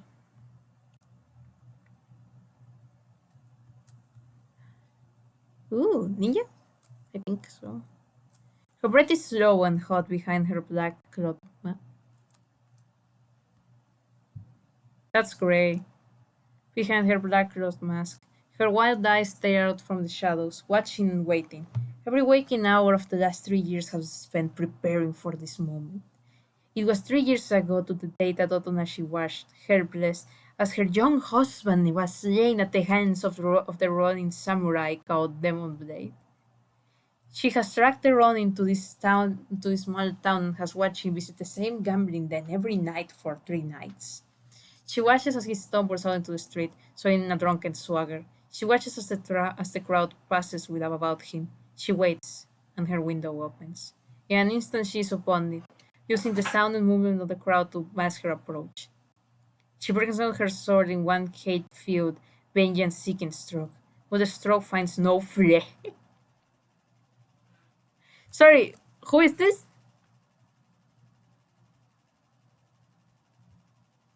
This is just a category samurai. But struck final friends, instead she breathes out in a loud metallic cry. Demon Blade has drawn his sword and blocked her strike. She has failed in her life's only remaining purpose, and now the samurai will end her life in failure. However, before the deadly blow can be struck, Otonashi vanishes. Now the self-trained assassin serves with. Can you hear that fan? No, you can't. Okay. Now the self-trained assassin serves Vidar with his vow that he would obtain the power to send her back to a time where she can prevent the death of her beloved, rather than just avenge it. Oh, girl! Wait! She's awesome! Who killed your husband, girl, so we can call him a shit ass motherfucker? Who the fuck is Demon Blade? That's just her name, Demon Blade. They don't have a character. Sir Vengeance was here to assassinate him. Okay, that's about it.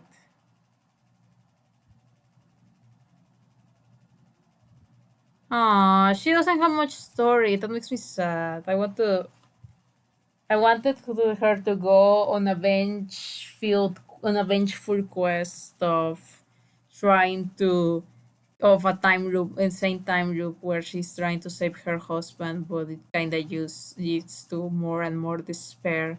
But she just wants her husband to be alive so bad. Uh, anyway, I'm going to turn on the fan a little bit because I can hear it and it's bothering me. But she X Men. She deeply loves her husband. But do I think she's straight?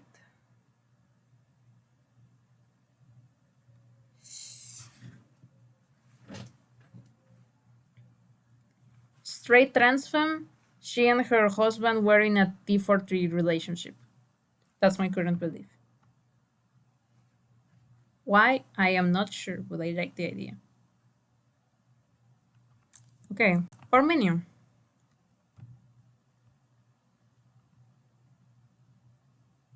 Ooh, warrior. Human warrior?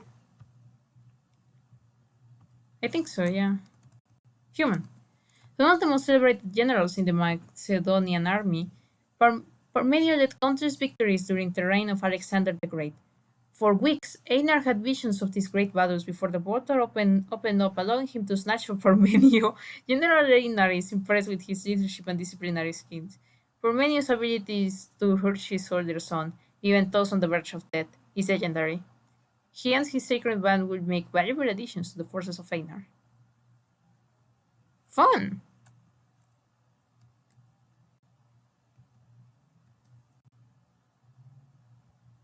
Sorry, what? According to Greek claims, the sacred band in ancient history was formed of 150 pairs of male lovers. Okay, first character which has directly given us an answer.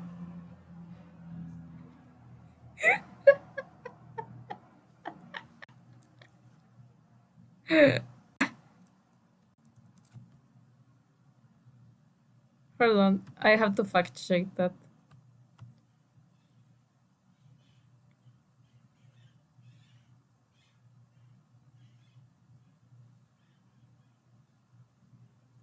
This army of lovers believed that men. Okay, hold on, Wikipedia, sorry.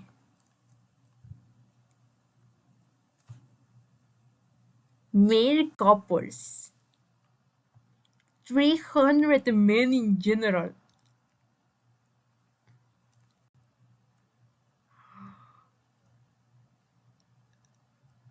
Oh, this is the gayest man there have ever was. We don't have to read anymore. We know he is gay. Let's read his story anyway. Who's brought to Earth, were glorious, included Marcus Decimus Gallus, when Tormund and his homeboy, They marched in perfect synchrony, and they were all lovers.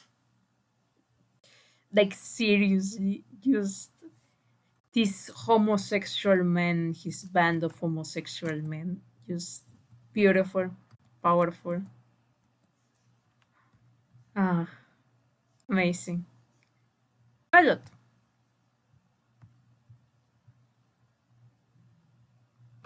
Ooh, Dark Elf. I think so. Oh, I already wrote. I already. Cool as fuck design. Too bad that we don't know shit about fuck. It's assigned to have the dragon not to regain awareness. And the present story battles. Kill them! The portal is nearly open. We cannot allow them to interfere, said Pelot. Okay, awesome. But there's a repainted model of the Draw 1 mage from the Dungeons of Dread set. Okay, awesome. Again, I'm not going to give them free material. I already spent everything on like the heirloom, my gear heirloom. So Queen Maladrix the Conqueror. We only have two queens. Oh yeah, Maladrix the Conqueror. This was the one that we left off for later. Society, Security Society. Maladrix is a wonder. Did I already read this? I don't remember if I read this aloud. I remember I read this mentally, but I don't remember. But she basically was like somewhat of a young queen that wanted to establish her own hype, and she survived. And so she survived.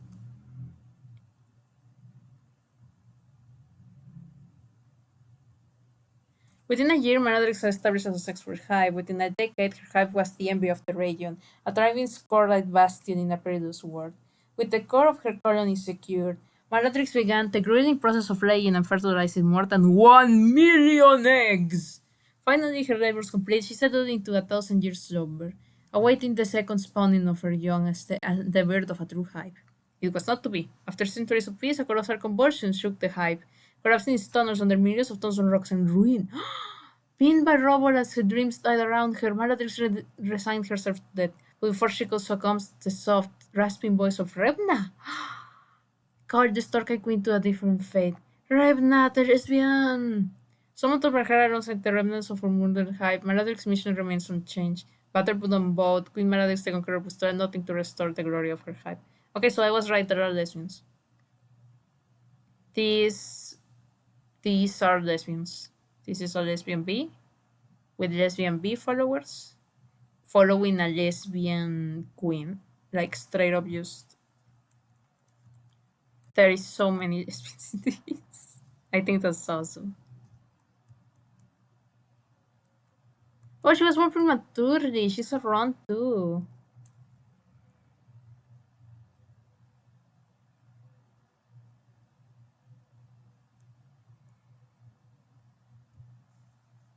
In Chale, she was born in Repna, when King Corius. Rebna sent forces to the rescue. The rescue forces was included Agent Carr and Don, a bunch of people. Preferring to hold back the pirate invaders. And then on the shore, suddenly tunnels open around them, around the support from their aid.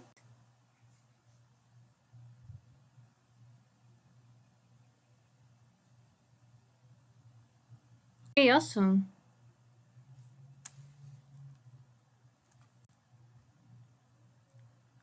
Oh, awesome woman. Awesome woman. Awesome woman. Yeah, beautiful and powerful. Okay, Queen Clearing. Guys, we are so close. We're so close. We're actually so close. I never thought I'd get this far. You know, if I feel particularly masochistic today, this will depend about how I feel after the letter R. We could try and finish it today. I don't think it's going to happen, but imagine. Just imagine with me, okay? Just imagine with me, okay? Okay, Queen Kyrion.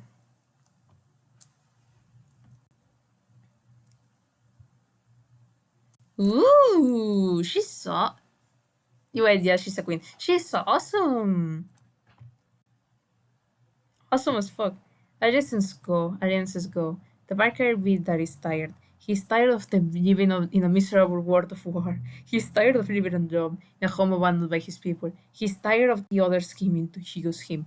Vidar is tired and lonely and satisfied with inaction in the face of a hopeless future. In the absence of his leadership, there is only Kirion. She gathers to her those scattered remnants of a once proud people who are willing to return to the fight. As Celestial Queen, she raises the banner of her homeland once more, hoping to rekindle the fire of her people's will. Oh, she's awesome. Oh, she's awesome. Oh, she's awesome. She's awesome. I love that. Like, used from. Like, we have heard a lot of Vidar. And he's always like this, like, great figure who is, like, so great and awesome and conqueror and whatnot. This is the first time we have heard that he gave up. He gave up and just became tired and gave up the kingdom. That's fascinating. I actually, like, I didn't expect that. Like, at this point, we are somehow, like, slowly building a narrative from, like, the little pieces. I'm saying we as if all the people watching this actually don't know shit. One of the people watching this does know stuff about this story, and the other one is probably not actually watching. So, hi, Mod Priest. Hi, Spirit. I hope you two are watching this. Please. I am so alone. Anyway. Queen Kirin is a self-styled queen who has risen to power in the poison region of Fandom during Vidar's withdrawal from the poorly eyed in the Age of Annihilation. She used to scatter peoples of his region in a new revolutionary movement. Gold grip, obtained the weaponry, she had Kura's weapons. She worked with Agent Card, that's awesome.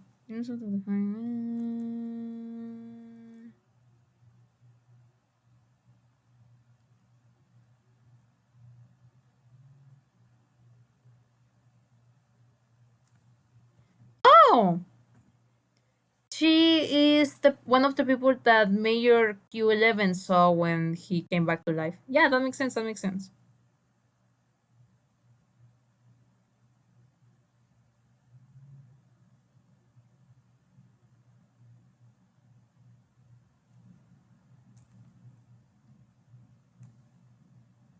Okay, apparently some stuff about Vidar.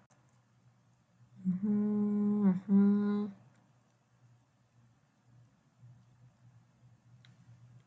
She tried to send a message to Vidar. Troubles. Okay. Queen Carrie and other Bruce King Carrie are descended from the Asire Carrie of Old Corport in the Constitution. Huh?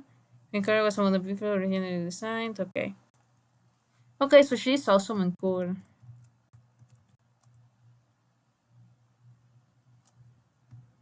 She gives me pansexual vibes. I don't know why. I will not be able to tell you why, but she gives me pansexual vibes. Like that just immediately came to my head. Look at her aura farming, she's so cool. Okay, Queen Quirion is cool as fuck.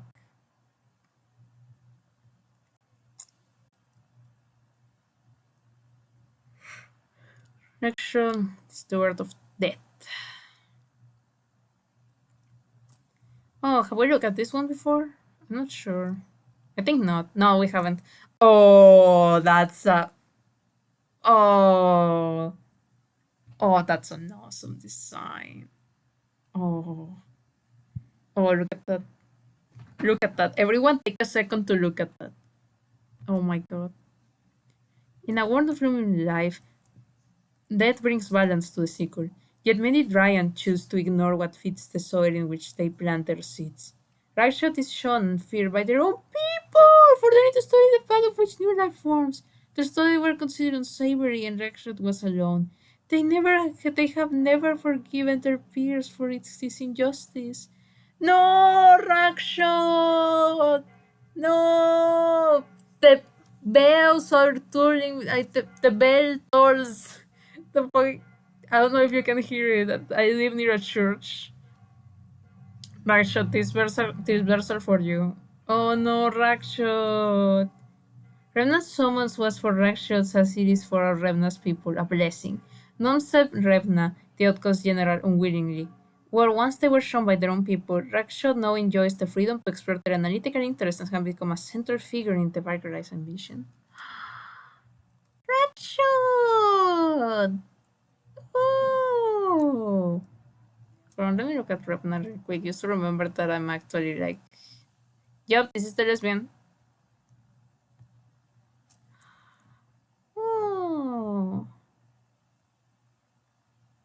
She was sent for the study of dead magic in a world that was infused with life.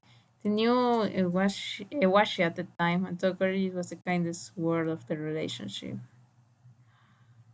They then pronouns, by the way. This is first canon non-binary character.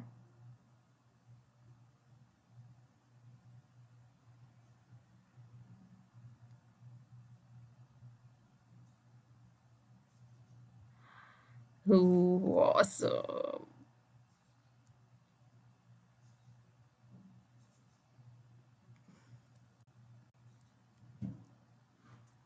It's fun. Okay, hold on. I'm reading out of this because.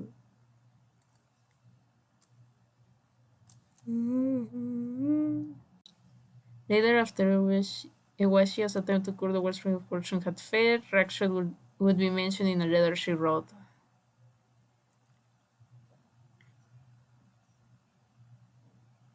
Though their pursuits are repulsive and their methods unthinkable, it has granted them a knowledge of the line between life and death that few others, even wizards such as ourselves, possess. Yeah, come on. They're nice!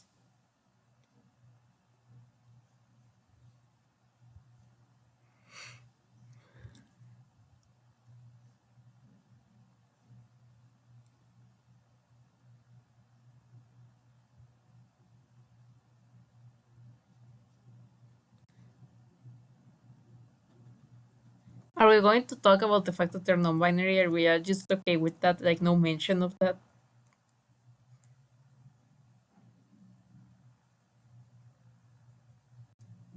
Honestly, Rob Rakshot. Rakshot is a non-binary ROA's lesbian. This is my belief.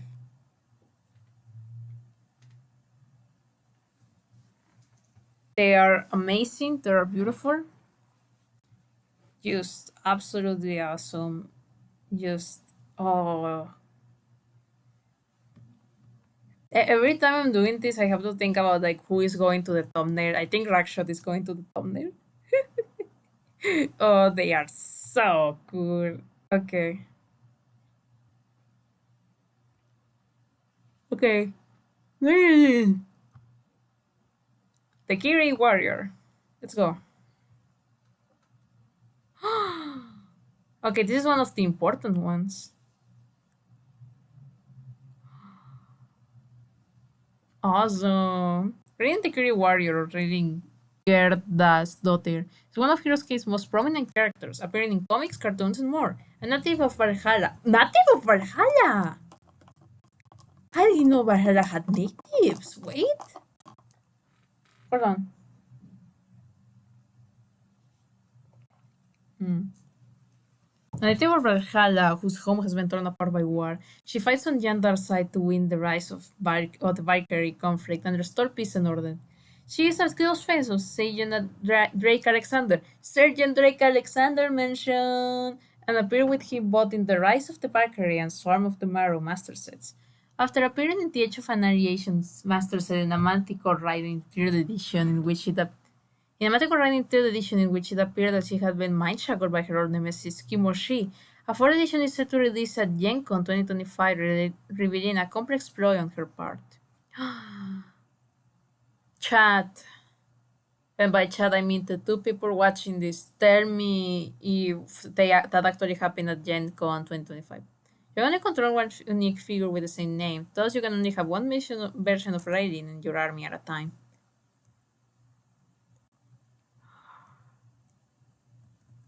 There's so much. Let's go to history, like, immediately. Look! Reading is awesome. Oh god, there's so much.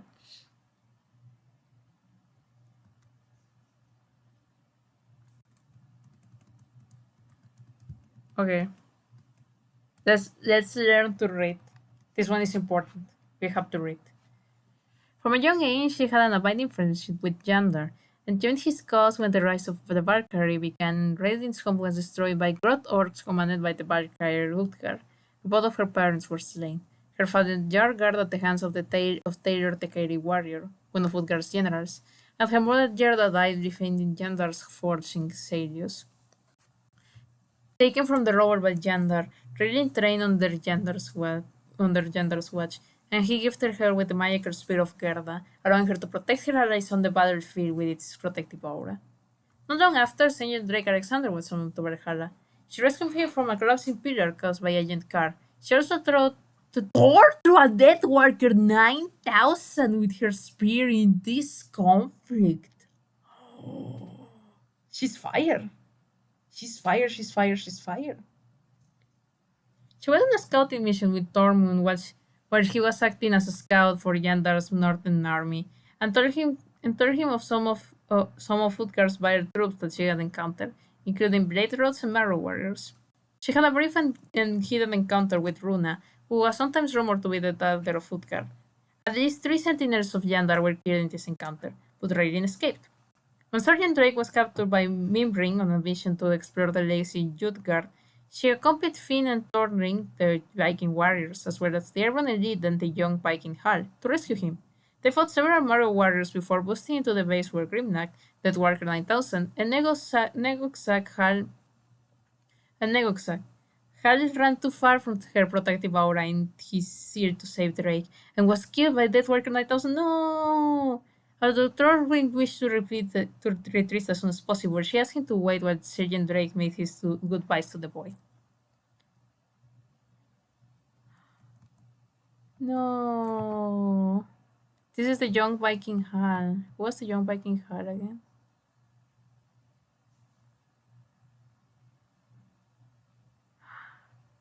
He's just from the comics. Hal doesn't need Raiden's help to survive. Or does he? No, he very much. Oh. He wrote this is he wrote up to Sergeant Drake. Oh. And then he died. He exploded. He died. He went to hell. He's in hell now. No, just kidding. I think he's okay.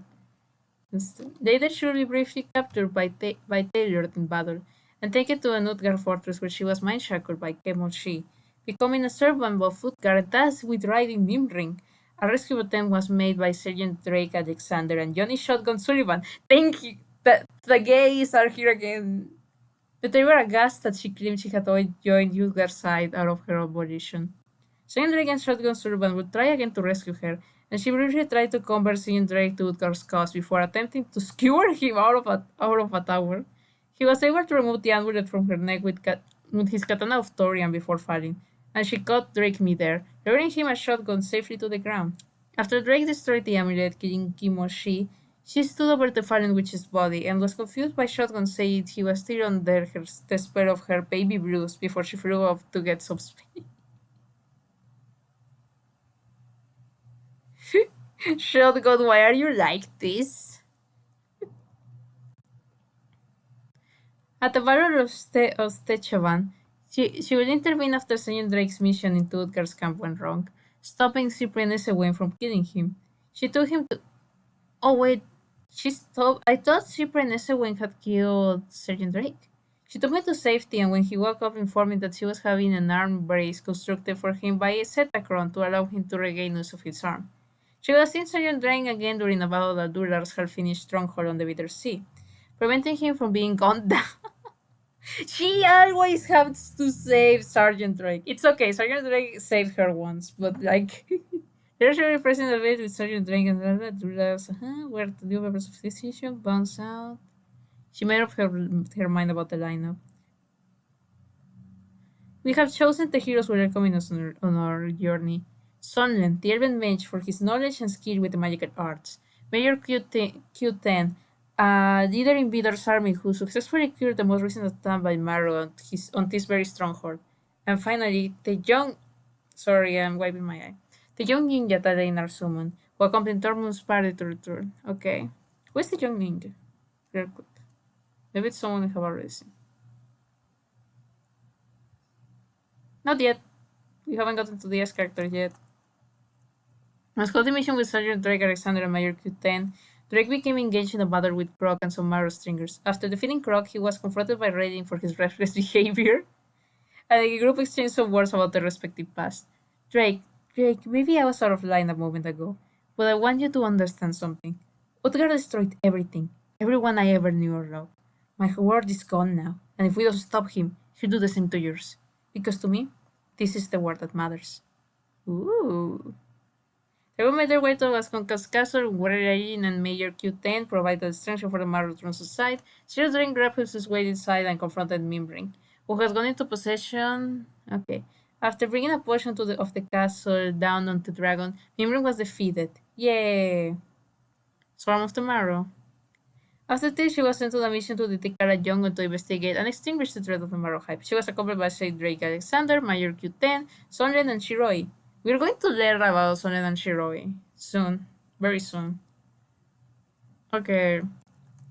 The group had a difficult journey to the volcano rubber fields, in between dodging flaming debris of the volcanoes and dying of thirst. However, they at long last made it down to the land bridge to Tikala. While Q10 and Shihori were scouting ahead, Sergeant Drake, Regin, and Sonnen came across a murky portion of the swamp. Oh yeah, this is the murky portion of the swamps. They had a battle to free Shiori at Montal Edge, continuing to cut through the increasing dense Marrow forces. After that, they decided to stay off any clear paths and remain inconspicuous until they finally arrived at Sualtiaca, home of the greater Marrow hives in Tikala. Once they fought with the Great Harpsion, the group assisted many injuries to Marrow. Sir Drake likely had several ribs broken by a swipe. While Q10 had internal wiring from his arms severed by Turtle's spear, and Raiden was gone. Eventually, Torkurna's teeth will be stabbed through the chest by Drake, and Sonden used his destructive magic to destroy the Marrow Hive. Afterward, in the aftermath, the wounded group found that they were being approached by Kiri of the Moon Tribe, who had been seeking them from high above for some time. With translations provided magically by Sonnen, they were able to understand that the Kiri wished to take them to meet their leader, Akila. Rain told Drake of an old Kiri verse regarding Torian, a hero from the Moon Tribe whose katana Drake had been given. The ways of a Torian, wicked ass, shadow of the Green Good Tribe. Everyone was welcome into the city of the Moon Tribe, where they were given the chance to rest and clad in white and golden robes. Awesome. Jin is from the ancients, he was again rumored to be possessed by Kimoshi, an enrolled manticore named Freya in Utgar's service. However, it was more complicated than this. Kimoshi's attempt to mind shackle her a second time had not been successful, and Raiden retained much of her willpower. However, she chose to bide her time in Utgar's ranks in order to get close to the tyrannical Valkyrie, and scheme with lobby attack to put an end to his reign once and for all. Raiden, along with lobby attack, represented Utgar at the Peace Summit. When the summit collapsed due to both poison Valkyrie, they blamed Remna for the chaos and gave chase to Remna, blah blah. And as forces were protected by representatives, They said the attack would make for the Then provided the attack with defension that the increment with weather at the Remna's forces ambushed Utgar Central. Oh my god, there's so much fucking war in this. Okay, unbeknownst to them, the unit had been joined by Sonny, Shuri, and Major Cudent, who asked Sergeant Drake to come join them. The night Raiden sent a message to Yandar explaining to the betrayer, and ultimately that she was not sorry for going undercover in Utgar's ranks, and hoped they would bring an end to their struggle. After this, she reunited with Sergeant Drake, Sergeant Shiori, and Major Q11 and explained her seeming betrayer and long work in Utgar's ranks. Yata joined them in Rising, After this, Ryan and Freya will be present with Dorka. Defeated during the battle by Sergeant Crane,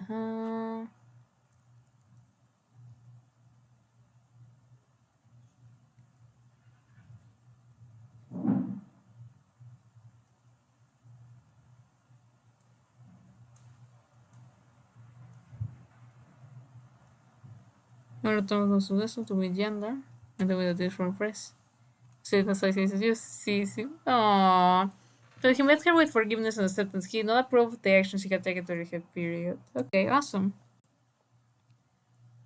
She's so good. Later, after the Western Strong had unleashed, Rain and Sergeant Drake Alexander visited a shell-shocked bunch of new arrivals who introduced themselves as G.I. Joe.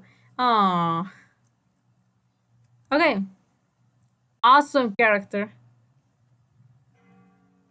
Hold on, the very stunning, the very so stunning.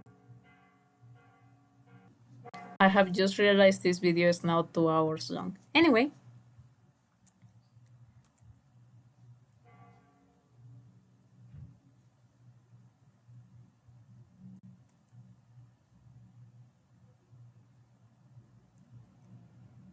okay, so she's awesome and cool. I think she's friends with Sergeant Drake Alexander.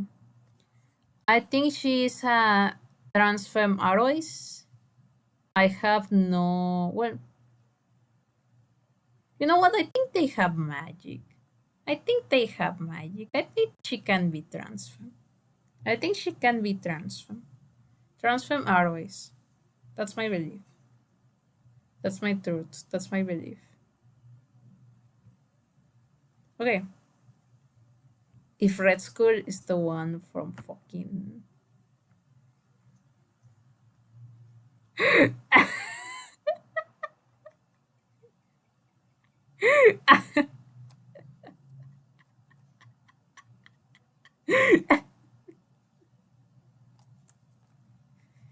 Okay.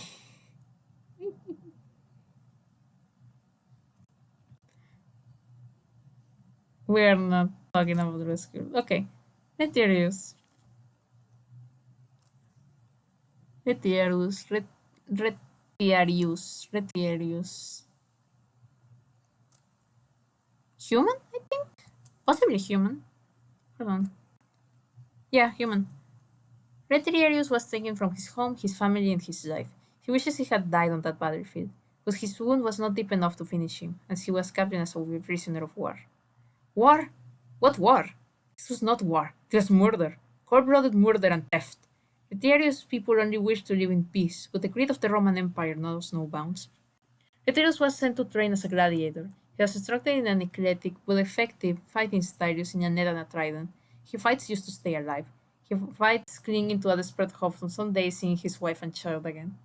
Summoned to Valhalla, Aidan offers him a new hope, a hope to return home, free from the shackles of slavery, and free from a life of fighting to survive. Solitarius uses his gladiator training and fights with a new fervency, for hope seems to lie on the horizon. Oh, my man, my man, my man with wife and child. Oh, we don't know much about him aside from this, but oh. Retiarius is historically a kind of gladiator, and considered the kind that the Retiarius is. This has led to some memes within the Heroscape community regarding this character. Hold on.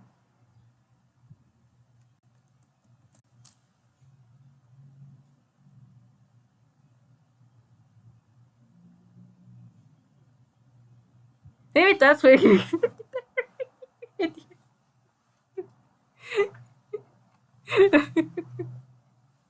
Funny as fuck, honestly. I do like the implication of like some memes in the community and there is only one linked. Some, specifically just one. But oh, yeah, I think he's straight. Doesn't know what gay people are, but would be supportive if he met one. Which he probably will because he's in fucking Valhalla. Rogar Dragonspine. Ooh, cool as fuck name.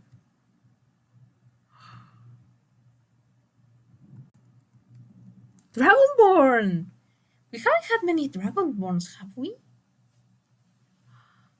Cool! Awesome! Oh no. Oh no. Come on.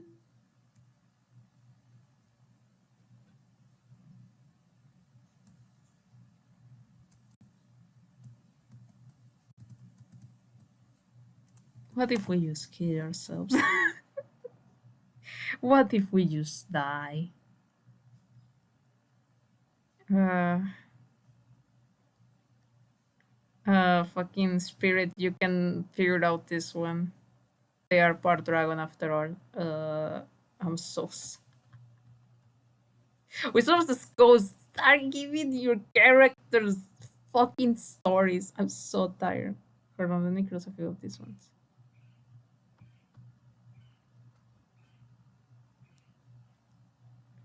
Roadblock.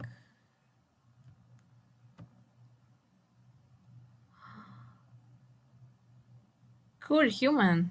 Oh, from G.I. Joe too. A young Marvin F. Hinton caught the eye of an army recruiter while working as a bouncer to save money for culinary school. After some heavy convincing, he accepted the recruiter's proposal to study the culinary arts from the barracks. Where the military's menu left something to be desired, his training did not, and Marvin advanced through both his combat and culinary training with a speed that marked him as destined for something more than rank and file. Mm.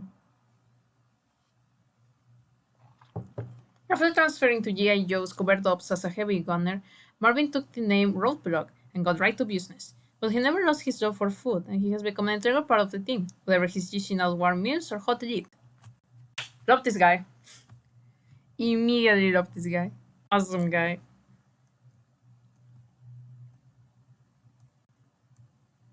Okay, he was taken by the Dr. Mindbender. Let's not forget about Dr. Mindbender. I have not forgotten about Dr. Mindbender.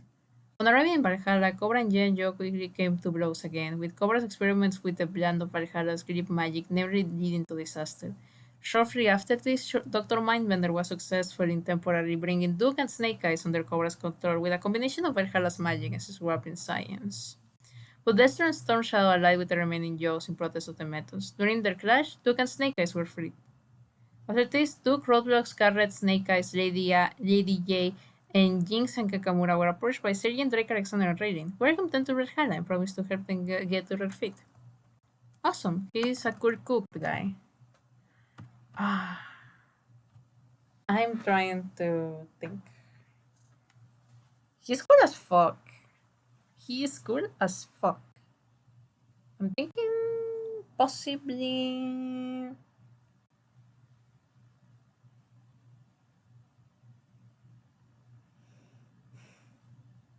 I'm stretching my arms so wide. I think bisexual. I think he's bisexual and he knows this. He is very aware of this and he is proud of that fact. He is not like the other military guys we have had so far. Okay, Runa. Possibly your last one, depending. Honestly, do I want to do the S characters now? How long have I been recording for? Hold on. Okay, no, I have been recording for like 2 hours, almost 2 hours and a half. No, okay, we do the S character. Next video is going to be the last video. This is a promise. This is a promise. But we still have stuff to do. Runa. Last character of the day. Please don't be okay, no, they're not from the D&D portion of the game. Absolutely not from the D&D portion of the game. They are a cutie. The grass is ink black as Runa slowly floats to a landing. Three sentinels collapse to the ground behind her while she stares at Raylin, eyes unwavering. Not even your staff can protect them from me, Raylin. Nor can it protect you. With a flash, she charges forward, spear directed at the throat of her prey. Sometimes even the most beautiful of beings hold within their chest a blackened heart. Raylin dashes to the right, though it is to no avail. Her shoulder catches the tip of Runa's spear, and she tumbles through the air, crying out in pain. Some say that Runa is born of Utgar himself, for her cruelty nearly matches that of the evil Archkyre. Even her comrades fear her malice. Raylin rights herself and climbs high into the sky in hopes of escape. Runa lifts her fiery red blaze and whispers under her breath. We'll meet again, pathetic warrior. Don't call her that. She's nice. Damn. So cool as fuck evil woman. Hannah Runa was armed with a root gas on power was security. She used her herbal soul to destroy this into gender, but Rainy will escape from her grasp. Let me look at her design real quick. I want to look at her properly. Wait, it's not loading, so if it doesn't load, I can't look at her prop.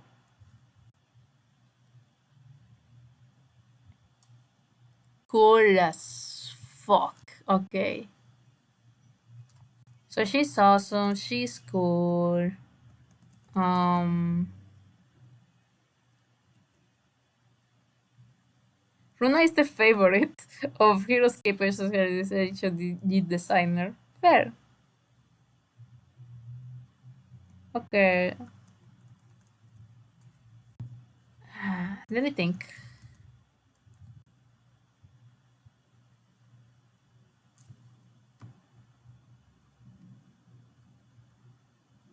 Lesbian and like a super mean lesbian. Like the kind of lesbian that is like, don't start dating women because you don't want men to treat you badly. I will treat you worse. Like evil fucked up lesbian. Evil fucked up lesbian. That's my belief. Okay. So that's it for today. Thanks everyone. Then that means two people for watching. I'll see you guys too. I don't know if I'm going to record tomorrow. Probably. Probably. If everything goes well, I'll record tomorrow. But yeah, thanks so much for like the people who have actually been watching this series. Thank you so much. Spoilers for the future. I plan to make like a final when I have all of them ready. I'll make a final edited, put together version of these videos, like without the awkward pauses, maybe some editing and stuff. So I hope you guys are excited for that. Thank you so much for watching again. Honestly, this has been awesome for me simply because it has been forcing me to consider the idea of actually becoming a YouTuber, something that I have wanted to do since I have had memory. So like this is good for me. I'm having a lot of fun. So yeah, thanks for watching. Bye. Take care. Happy Pride Month. Live Dead Eye Dan reaction. Bye everyone.